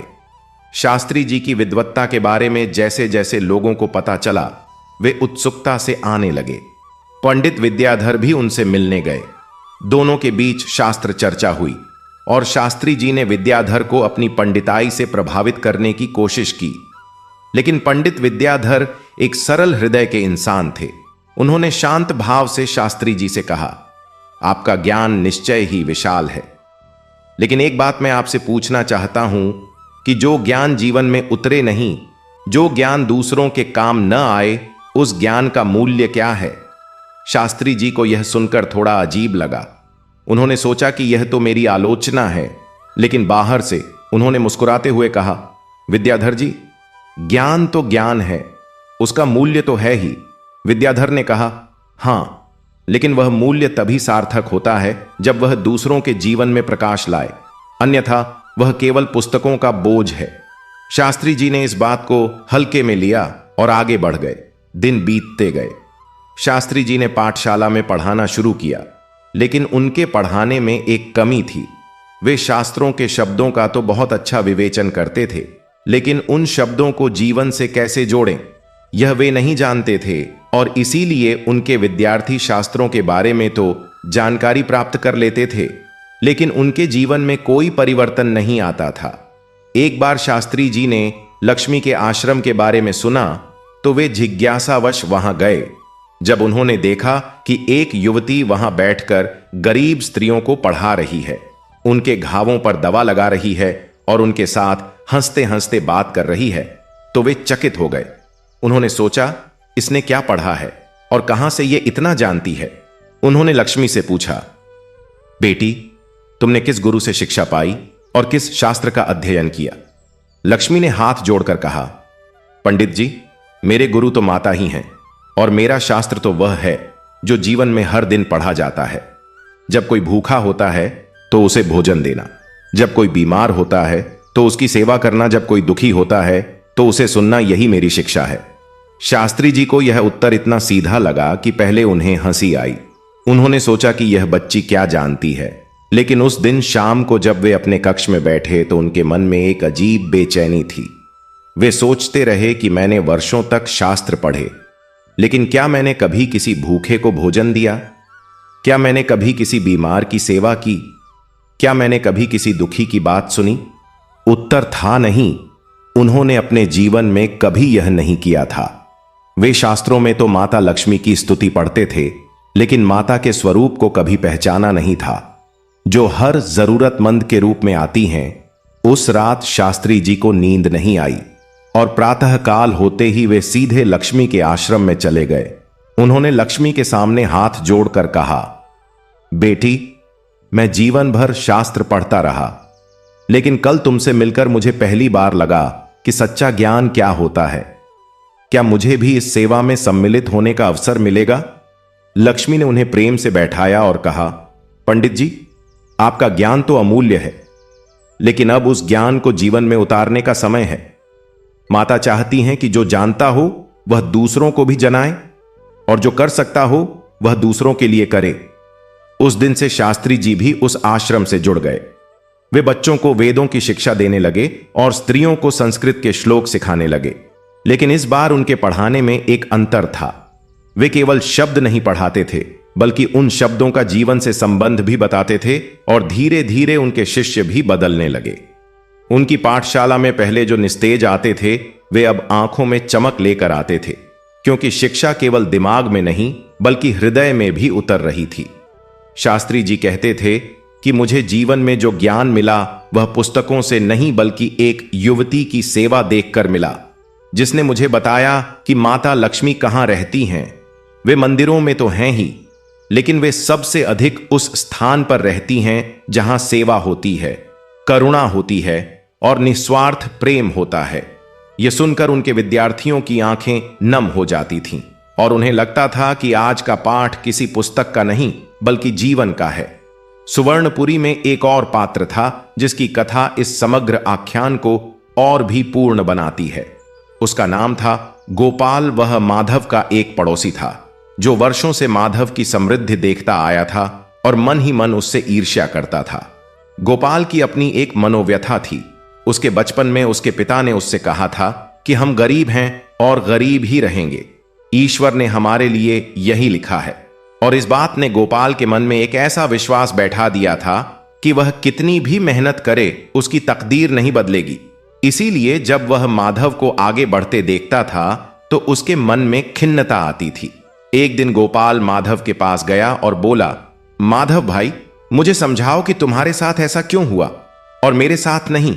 मैं भी मेहनत करता हूं, मैं भी ईमानदार हूं, फिर भी मेरा जीवन नहीं बदला। माधव ने गोपाल की बात बड़े ध्यान से सुनी और फिर बोला, गोपाल भाई, तुमने कभी गौर किया है कि तुम प्रतिदिन अपने आप से क्या कहते हो? तुम कहते हो कि हम गरीब हैं, हम आगे नहीं बढ़ सकते, और जो मन बार बार कहता है वह सच हो जाता है, क्योंकि माता लक्ष्मी उन्हीं के पास आती हैं जिनके हृदय में जगह होती है, और जगह तब बनती है जब हम यह मान लें कि हम योग्य हैं और माता की कृपा हम पर भी हो सकती है। गोपाल ने कहा, लेकिन मैंने पूजा भी की, व्रत भी रखे, फिर भी कुछ नहीं बदला। माधव ने पूछा, भाई, जब तुमने पूजा की तब तुम्हारे मन में क्या था? क्या तुम सच में माता के प्रति प्रेम महसूस कर रहे थे या केवल यह सोच रहे थे कि माता कब धन देंगी? गोपाल चुप हो गया क्योंकि उसे उत्तर पता था। माधव ने आगे कहा, भाई, भक्ति व्यापार नहीं है जिसमें तुम कुछ दो और बदले में कुछ मांगो। भक्ति तो प्रेम है जिसमें तुम केवल माता को चाहते हो बिना किसी शर्त के, और जब वह प्रेम सच्चा होता है तो माता स्वयं ही सब कुछ दे देती हैं। गोपाल ने यह बात सुनी और उसके मन में पहली बार एक नई आशा की किरण फूटी। उसने उस दिन से अपनी पूजा का स्वरूप बदला। वह अब केवल मांगने के लिए नहीं बल्कि माता के प्रेम में डूबने के लिए पूजा करने लगा, और उसके साथ ही उसने यह भी बदला कि वह प्रतिदिन अपने पड़ोसी की कुछ न कुछ सहायता करे। पहले पहले यह उसे कठिन लगा, लेकिन धीरे धीरे जब उसने देखा कि दूसरों की मदद करने से उसे जो सुकून मिलता है वह किसी और चीज से नहीं मिलता, तो वह इसमें आनंद लेने लगा। कुछ ही महीनों में गोपाल के जीवन में परिवर्तन आने लगा। उसे एक नया काम मिला, उसके घर में सुख समृद्धि आई, और सबसे बड़ी बात यह कि उसके चेहरे पर वह खिन्नता जो सालों से थी वह जाती रही और उसकी जगह एक संतोष और प्रसन्नता आ गई। गोपाल ने माधव से कहा, भाई, अब मुझे समझ आया कि परिवर्तन बाहर से नहीं आता, वह भीतर से आता है, और जब भीतर बदलता है तब बाहर भी बदल जाता है। माधव ने कहा, यही माता की शिक्षा है। वे हमें धन देने से पहले योग्य बनाती हैं, और योग्यता बाहरी नहीं होती, वह हृदय की होती है। इस संपूर्ण कथा में हमने देखा कि माता लक्ष्मी की कृपा कैसे काम करती है। वह किसी के साथ पक्षपात नहीं करती। वे तो सबको देना चाहती हैं, लेकिन वे उसी को दे पाती हैं जो लेने के लिए तैयार हो, और तैयारी बाहरी वैभव से नहीं बल्कि भीतरी शुद्धता से होती है। जिसके मन में सेवा की भावना हो, करुणा हो, प्रेम हो और संतोष हो, वही माता का सच्चा भक्त है, और माता उस भक्त को कभी निराश नहीं करती। शुक्रवार के व्रत का महत्व इसीलिए है क्योंकि वह हमें याद दिलाता है कि हम सप्ताह में कम से कम एक दिन यह सोचें कि हमने इस सप्ताह में कितनों की सहायता की, कितनों का दुख बांटा, और कितनों के जीवन में थोड़ी सी खुशी लाने में सहायक हुए। और यदि हम यह करते रहें तो माता की कृपा स्वाभाविक रूप से हम पर बनी रहती है, क्योंकि जहां सेवा है, जहां प्रेम है, जहां करुणा है, वहां माता लक्ष्मी का निवास है, और वे वहां से जाती नहीं। अब इस कथा को और आगे बढ़ाते हुए हम एक और अध्याय सुनाते हैं जो इस संपूर्ण भक्ति कथा को और भी गहराई देता है। वह समय आया जब सुवर्णपुरी के पास के एक राजा ने इस नगर पर आक्रमण करने का निर्णय लिया। वह राजा अपने राज्य की आर्थिक कठिनाइयों से परेशान था, और उसने सोचा कि सुवर्णपुरी की समृद्धि को लूटकर वह अपनी प्रजा को संतुष्ट कर सकता है। उसने अपनी सेना तैयार की, और एक भयावह रात को उसकी सेना सुवर्णपुरी की सीमा पर पहुंच गई। नगर में यह खबर फैलते ही भय का वातावरण बन गया। लोग घरों में बंद हो गए। माताएं अपने बच्चों को कसकर छाती से लगा लीं, और पुरुष सोचने लगे कि अब क्या होगा। माधव उस समय बूढ़ा हो चुका था, लेकिन जब उसे यह खबर मिली तो वह घर से निकला और नगर के बीचों बीच खड़ा हो गया। उसने सभी को एकत्रित किया और कहा, भाइयों और बहनों, हम माता के भक्त हैं, और माता ने हमेशा हमारी रक्षा की है। आज भी वे हमारे साथ हैं। हम घबराएं नहीं, बल्कि मिलकर माता से प्रार्थना करें। उसकी बात सुनकर लोगों ने हिम्मत जुटाई, और वे सब मिलकर माता के मंदिर में एकत्रित हुए। उस रात उन्होंने पूरी रात माता की पूजा की और प्रार्थना की कि हे मां, इस नगर की रक्षा करो। हम तेरे बच्चे हैं और तेरी शरण में हैं। उनकी प्रार्थना इतनी एकाग्र और इतनी सच्ची थी कि रात के तीसरे प्रहर में एक विचित्र घटना हुई। जो आक्रमण करने आई सेना को एक घना कोहरा घेर गया, और उसमें उन्हें रास्ता नहीं सूझा। उनके घोड़े बेचैन होकर रुकने लगे। सैनिकों को एक अज्ञात भय ने ग्रस लिया, और उनके राजा को लगा जैसे कोई दिव्य शक्ति उन्हें आगे नहीं बढ़ने दे रही। उसी कोहरे में राजा को एक दिव्य स्वर सुनाई दिया, जिसने कहा, वापस जाओ, इस नगर पर मेरी कृपा है। जो यहां के प्राणियों को हानि पहुंचाने की कोशिश करेगा वह स्वयं हानि उठाएगा, लेकिन जो यहां आकर प्रेम और सेवा का मार्ग अपनाएगा उसे भी माता की कृपा मिलेगी। वह स्वर इतना गंभीर और इतना ममतामय था कि राजा का हृदय हिल गया। उसकी आंखों में आंसू आ गए, और उसने अपनी सेना को रुकने का आदेश दिया। प्रातः काल होते ही वह स्वयं अकेला सुवर्णपुरी के मुख्य द्वार पर आया, और उसने द्वार खटखटाया। जब लोगों ने दरवाजा खोला तो देखा कि एक राजा हाथ जोड़कर खड़ा है और उसकी आंखों में आंसू हैं। उसने कहा, मैं गलती करने आया था, लेकिन माता ने मुझे रोका। अब मैं यहां लूटने नहीं बल्कि सीखने आया हूं कि कैसे एक राज्य को माता की कृपा मिलती है।